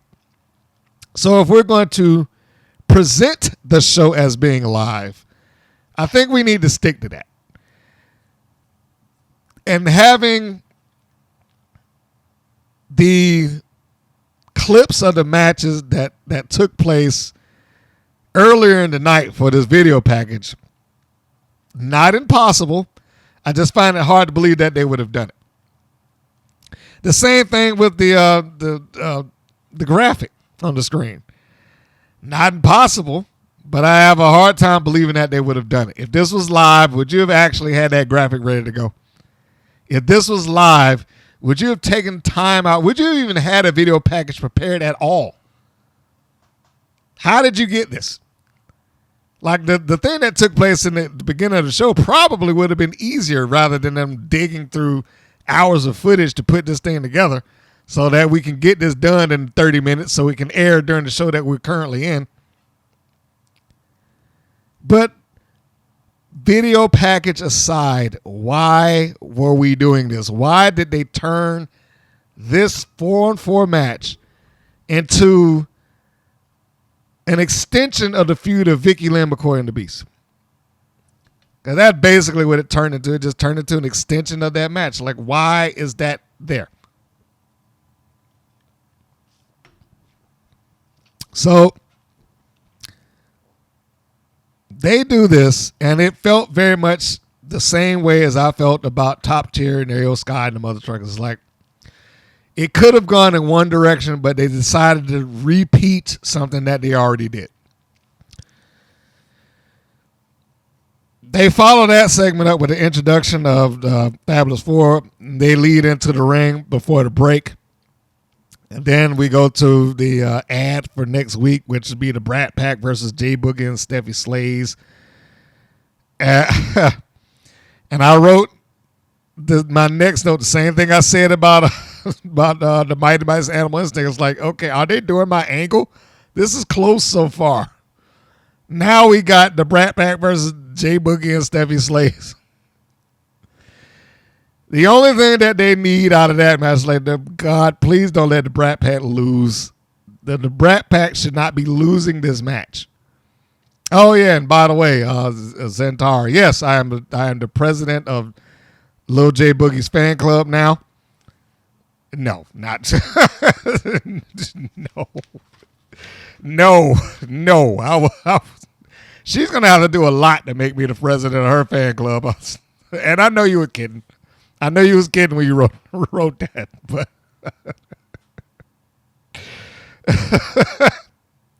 But just as a recap, just to respond to that comment, and the comment is open, is on the last review. So you can read what she said and what I'm talking about, what I'm responding to. But no, no, I will not be a fan of Javis. Certainly not her president. But as I was about to say, remember that match. The one thing that made it palatable and made it easier for me to take J Boog is she probably had like a minute and a half in that entire match, if that. She most of that was BK Rhythm getting beaten up, and then Gianni coming in there, and then you had Boogie do like 3 or 4 things, and then it was over with. They kept her at a minimum, which is probably where she had to be. Okay, so it's main event time. Damn, I'm not looking forward to that match now. Now that I talked about it, I am not looking forward to that. Lil J Boogie and Steffi Slays. There is no reason on earth that them two should be winning over the Brat Pack. But I have a hard time believing that the Brat Pack will win because it's WoW. Yeah, I know. I'm giving WoW a hard time. I get it. But sometimes they deserve the hard time. This is one of them. So we get to the main event. The main event that Dave McClain put together at the top of the match because they asked for title shots. So this was the obvious choice to take, is having a 4-on-4 contest, because that solves all championship implications, especially when you got a 4-on-4 contest without any sort of stipulations or rewards at the end to satisfy said request for championship matches. It's just a match. The match starts with a big smaz in the ring, and the crowd pops immediately. Why? Because it's a smaz. It's an attack, and there's no reason for them not to. You know, you're gonna cheer for, things like that. So they all charge in. They being the Island Dynasty, and I'm gonna refer to them as the Island Dynasty because the beast in the Island Dynasty is pointless. So we got the Twins versus the Twins. Tiki taking on Penelope Pink, and the Beast taking on Vicky Lynn McCoy. This match was pretty much short and sweet. Wasn't going to go long. It probably went all of like 4 or 5 minutes at best, but it just started off kind of hot. But then it also had its problems, as we will see. Well, they start off with their brawl, and then the ring clears out. And then it winds up with one of the twins on either side starting off the match. I don't know which one, Chaos or Kona. I can only imagine that this is going to be the last time that we see them on the screen. Anyway, I was really shocked that they even allowed this match to air. But again, as I said before, most of the audience probably didn't have any idea that this stuff took place in the first place. So didn't make any difference that it was on there. It means nothing. So they open up the match, and we got, who is this, Lindsay? So they are doing a chop battle back and forth. They stand there and they just toss in chops, which is, of course, what you would do if you're upset with somebody and you want blood. You just chop back and forth. So they do that. I do have to say that I'm going to assume that this is, we'll just say Kona. Nice open hand slap to the side of Lindsay's head. And she took a great bump for it. And then they tag off, and then Lori comes in the ring. Well, at least I think, every once in a while I get them tossed around and backwards and whatnot.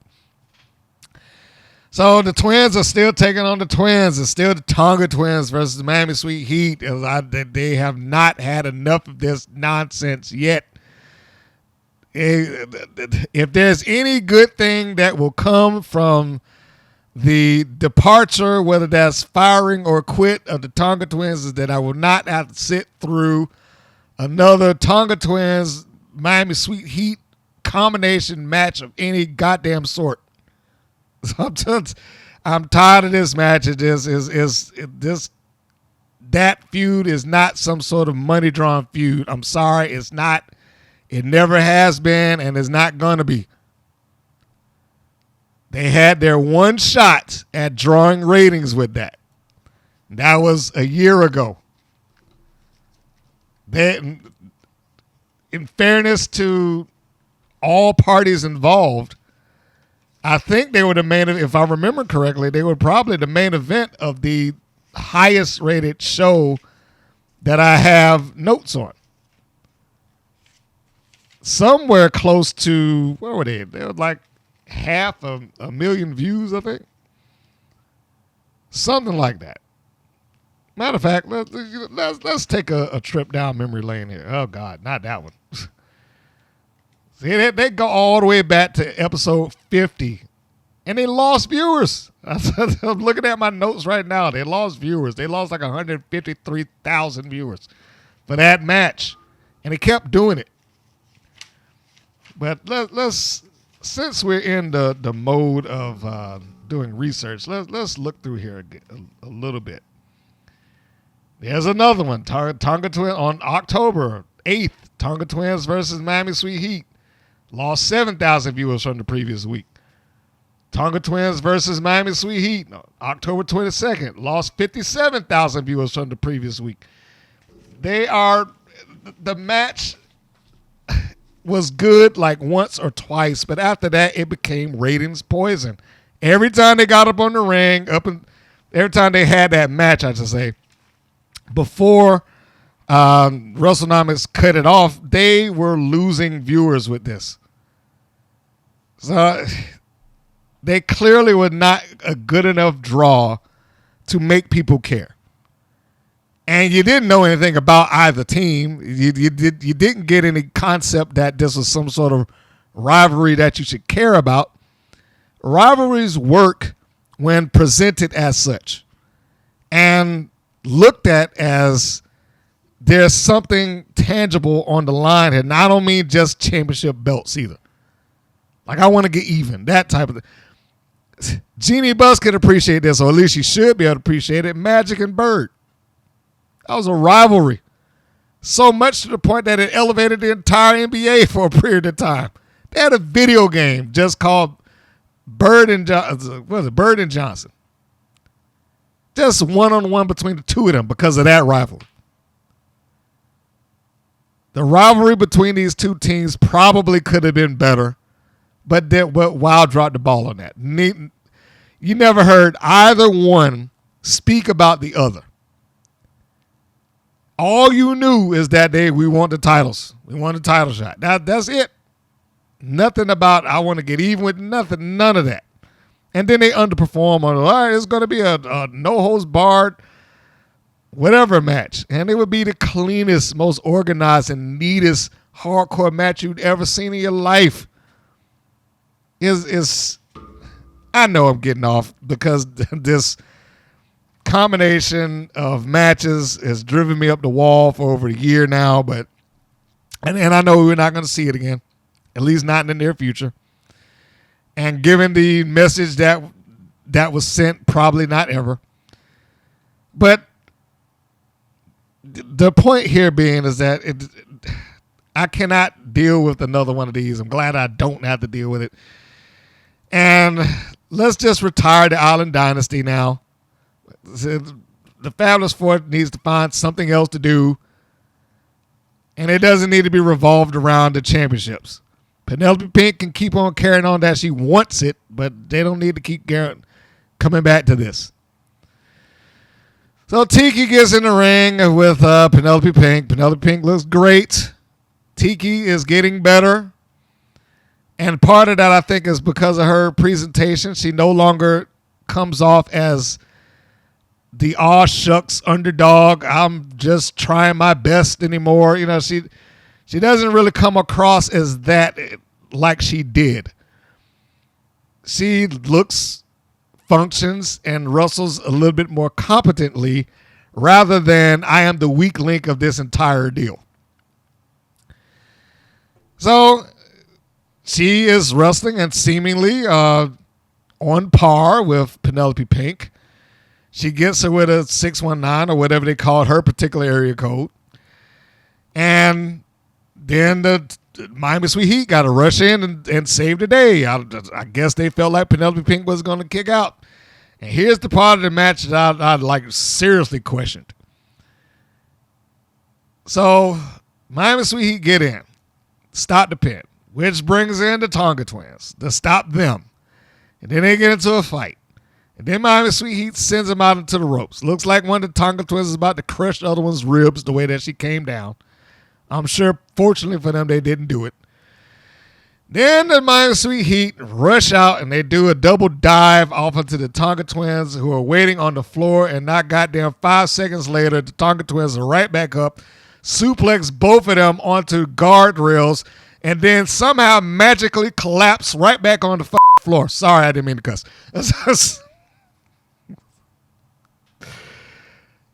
I looked at that spot. I was like, what is this? You can't even explain why the Tonga Twins just suddenly just dropped back to the floor.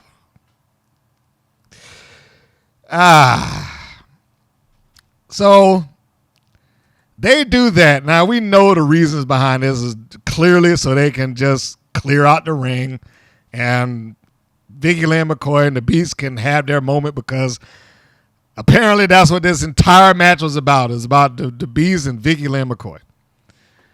Keep in mind that while this is taking place, Penelope Pink is rolled out to the floor. Tiki Tomorrow's rolled out to the floor. And then they somehow find themselves faced with each other. Vicky Lynn McCoy, and I don't know where the tags were taking place in this at all. They're just running in and running out. So Vicky Lynn comes in after the Beast, hops over the top rope. Beast tries to catch with a clothesline. Vicky Lynn ducks underneath. Vicky Lynn gives her a great German suplex with the release. Vicky says that she's going to do it again. She hammers her in the back, gives the Beast another German suplex, even though the Beast was holding on to the ropes. Looks like she was trying to prevent herself from going there briefly. And then she takes the German, and then the Beast turns into the cyborg that she is and completely no-sells it, and then spears Vicky Lynn in half. The one move that she did in the match, she gave her a spear, and then that was it. 1, 2, 3, it was done. Vicky Lynn has been vanquished by the Beast, and given that she is no longer in the company, that's probably her swan song altogether. The babyfaces get back in the ring, and they all hold hands, and the Island Dynasty stands tall for the final time in a while, because the Island Dynasty is now just Tiki Tomorrow, until they hire some other Samoans or Tongans to replace the Tonga Twins. And honestly, I have no doubt. Well, I'm not going to say I have any doubt. I would not be shocked or surprised if that were to happen. If just somehow out of the blue, you got some, hey, is the the Samoan sisters.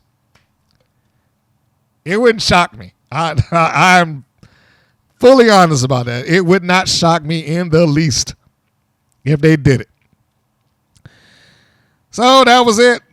Wild wants to imply that this is a several months old feud that got fixed, even though it was already resolved.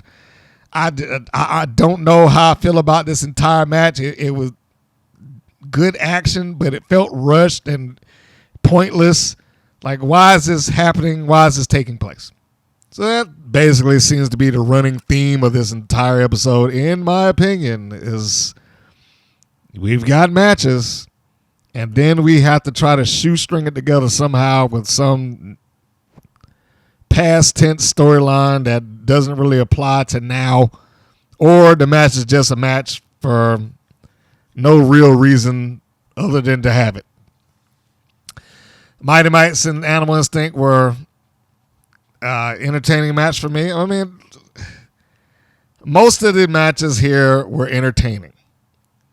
The those pesky complications of having angles, storylines, whatever you want to call it, that are intertwined in those matches that make me feel some kind of way about it. It's like, doesn't really interest me. Doesn't seem like it makes a lot of sense within the context of what we're doing. I don't know why we're going back to something months ago. I mean, particularly with this main event. It's like, why is this being dwindled down to Vicky Lynn McCoy versus the Beast? But anyway, at this point, I guess that's neither here nor there because it's not going to go any further than this now. It's not like it's going to pick up a brand new feud out of the blue. Which does bring to mind two other things, and I'll try to wrap this up because we've already gone long. One, the Beast as the champion. Who is she due to face? Who can be placed as a reasonable, feasible opponent for her going forward? We started off this show with theoretically an angle to try to position her next challenger, or her first challenger for this run of title, but never really got that far because, she didn't answer or talk or respond or do anything of the sort. And then I look at the list. I look at who I remember as being in WoW, who I wrote down as far as the roster is concerned. Side note, if whoever's operating their website, I don't know why the instructions have not been get rid of the people off this website who no longer on this roster, or at least move them to another section like no longer active in WoW or alumni on hiatus, however you choose to phrase it. Move them someplace else. I'm sure WoW pays somebody to do that. They have a budget. There's no reason that following a verbal Twitter tongue lashing from your ex-employees that they should still be up on the website, or people who've moved on to Ring of Honor or whatever the case would be. There's no reason for them just to still be lingering there. But anyhow, that's beside the point. Back to where I was at. Who exactly is going to take her on? Vicky Lynn McCoy is gone. And even if she wasn't gone, it would be pointless because she's just proven that she can beat her within seconds with a single spear. It is the only move that she did to her, and it was done. Chainsaw's already been tamed by the Beast, who probably could have been a reasonable opponent at some point. Knowing them, they might rope it back around to Reina Del Rey. But again, that's another case of we've already done this. Fury? Maybe? I don't know. I mean, the rest of them that's going to be put up there, they're just going to be there to be cut down. Like, I can absolutely see a Goldie Collins or, she already been in there with the Beast, so no. Or Katarina Jinx or somebody like that getting in there and just getting squashed. But who else is left? Holiday is gone, babyface. She's already beaten Chainsaw. Like I said, Vicky Lynn's gone. Wrecking Ball's gone. Reina Del Rey wouldn't make a lot of sense at this point. I'm sure they could rehabilitate her into being a championship contender, but we've already done that. Adriana Gambino might be the closest option that you have because she's undefeated, but they haven't really featured that aspect of her in a while. It's like her being undefeated became secondary. It's almost like, what was the point of her being undefeated? Is she attempting to go for something? Is she going? I mean, she brought up the championship on several occasions, but then it just sidebarred inexplicably into her wrestling against Princess Aussie or getting into this feud with Princess Aussie for some unknown reason, which they never went back to say why she hired a bodyguard or a hit woman or whatever you want to call it to do that. And I really didn't think that Chainsaw had an urge or / need for money, the nuts that she acts. Who else? I honestly do not know or can't think anybody else that could be there. because they ran through everybody that could have been any sort of opposition for this woman. Who is she supposed to take on? Penelope Pink has already been beaten, and she was beaten decisively. Abilene Maverick just lost the title, and she was beaten decisively. They made it a point to tell you that she hadn't even won a match on her own outside of a disqualification like the last month. Where is the Beast going to go? Who is supposed to be the opposition for this woman? Did they not think ahead for this? Is Genesis going to just pop up and be like, I want a title match? I thought at one point they could get something out of the Classmaster, but I've long since changed my mind about that.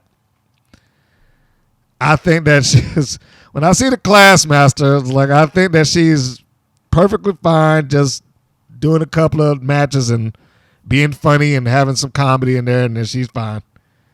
She's not going to be any sort of challenger or contender or anything. If she does, I will be absolutely shocked.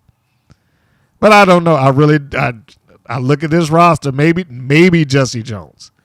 But they've never given Jesse Jones a position of going after the championship, regardless of what she said.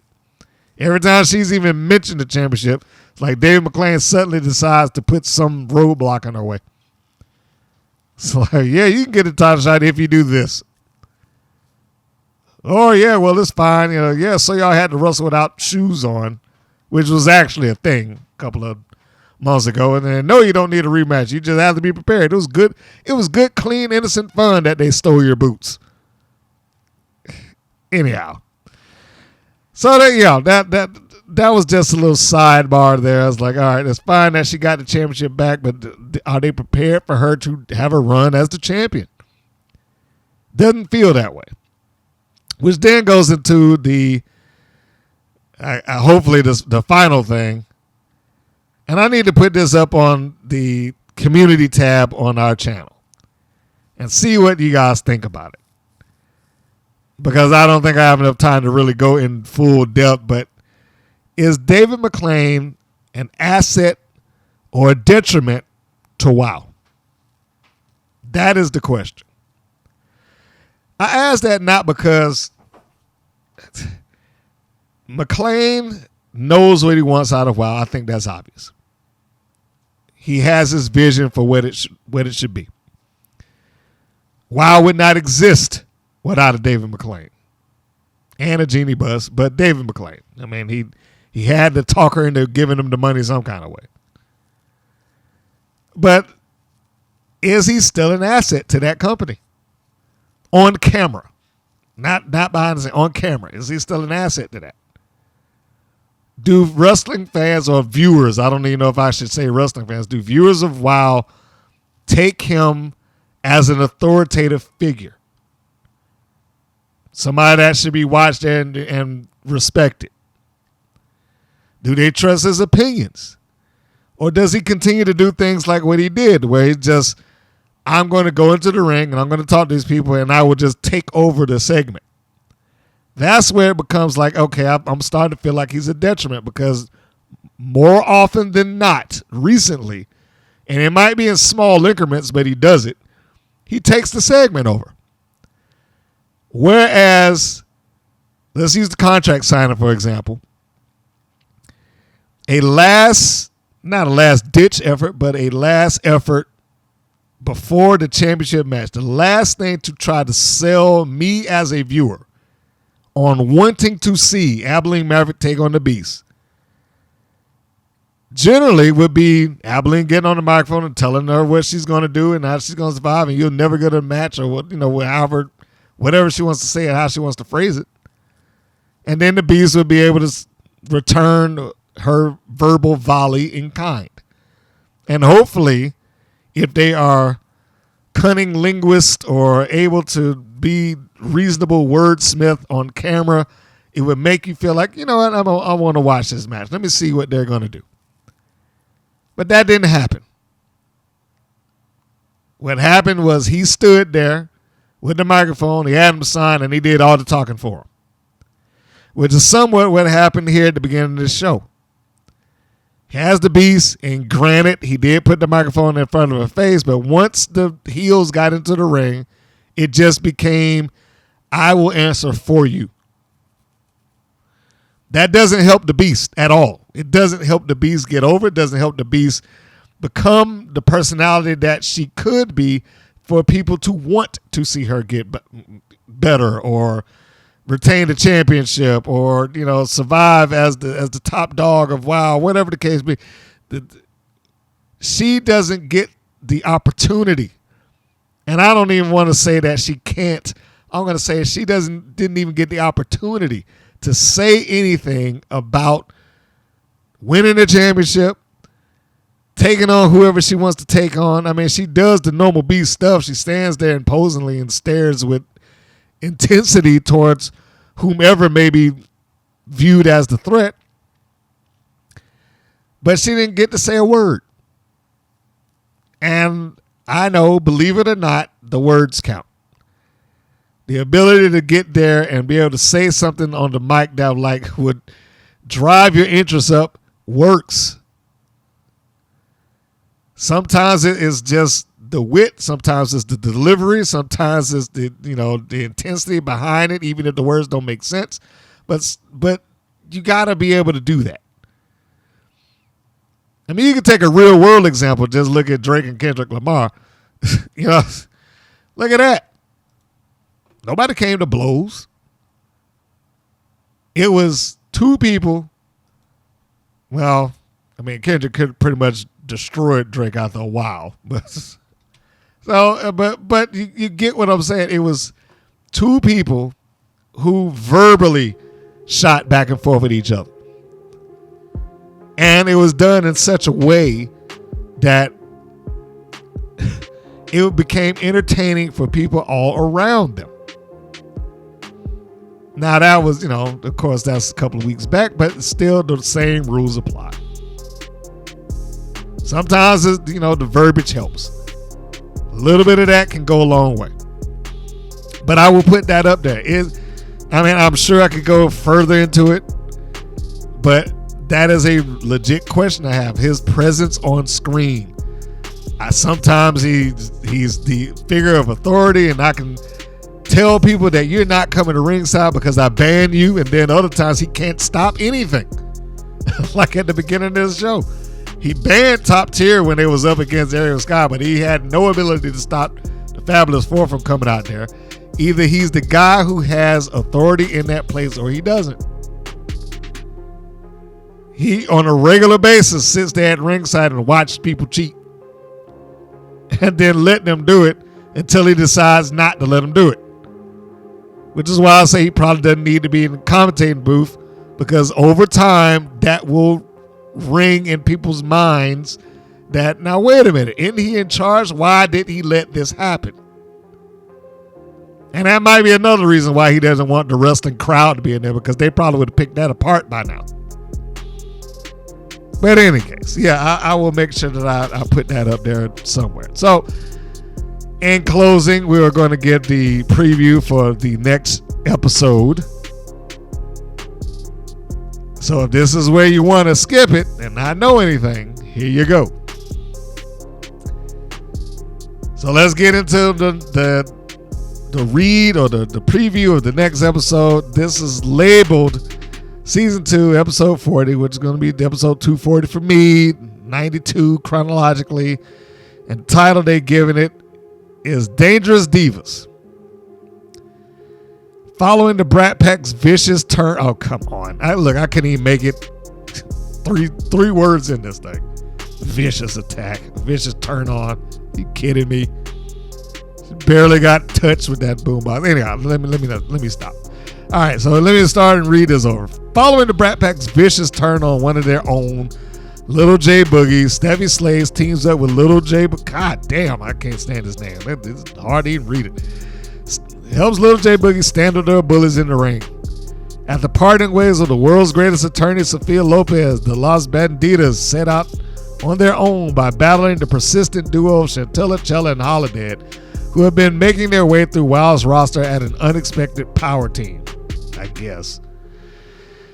In an action-packed tag team match, Dangerous Divas, the Dojo Defenders, Kara Kai and Tara Strike wrestle Samantha Smart's formidable team of the Classmaster and the Disciplinarian. Rough and tumble, Reina Del Rey goes head-to-head with seasoned wrestler Tormenta in the main event with some special stipulations. I don't know what to say about this. Maybe I should just wait and watch it and see where that's going to go. But let me just say, first off, and just real quick, a vicious turn on J Boogie. Are you kidding me? That was vicious. Parting ways, stand up to her bullies, and now they're her bullies. The word bully gets tossed around in this show quite a bit. I don't know if they're trying to aim for, we want to be the anti-bullying show, but I've noticed that. Like the term bully gets thrown around in a while, more often lately. Las Banditas suddenly winning against Chantelicella and Holiday. I don't know what that would do for them. I mean, yeah, it might reestablish the Banditas, but it also would make Sofia Lopez look like she was holding them back. Who theoretically is a babyface now, so I don't know if I would want them to look like she was holding them back. And then you got the Dojo Defenders and the Classmaster. I'm pretty much going to make the guess that the Team IQ Superior will lose because they seemingly always lose, but I don't know. They every once in a while they'll just come through with a miraculous win. And then we got Tormenta going against Reina Del Rey. I don't know what the special stipulations for this is. They didn't list that. But I do have to question, is this feud over with? Is the Princess Aussie, Adriana Gambino, and by extension, Del Rey, Tormenta, is this thing coming to an end? Was it already blown off? Is this a second leg of it? I don't know where this is at or where it's going. I don't know. I do not know. Very little in this preview makes me want to watch the next episode.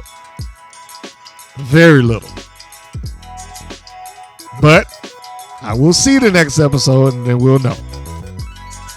And before I go any further, let's just close it out because I've given far too much stuff in here, more than I thought that I was ever going to do. So we close out this episode. If you have not done so, please subscribe to the channel. If you're on YouTube, it is much appreciated. If you have listened to this as a podcast audio form, just note that you can listen to this on greater podcast platforms everywhere. So wherever you happen to be catching it, thank you. But do you have other options in front of you as well? And of course, one of the biggest options, if you can't find that, but you just want to download it so you can listen to it on the go, you can go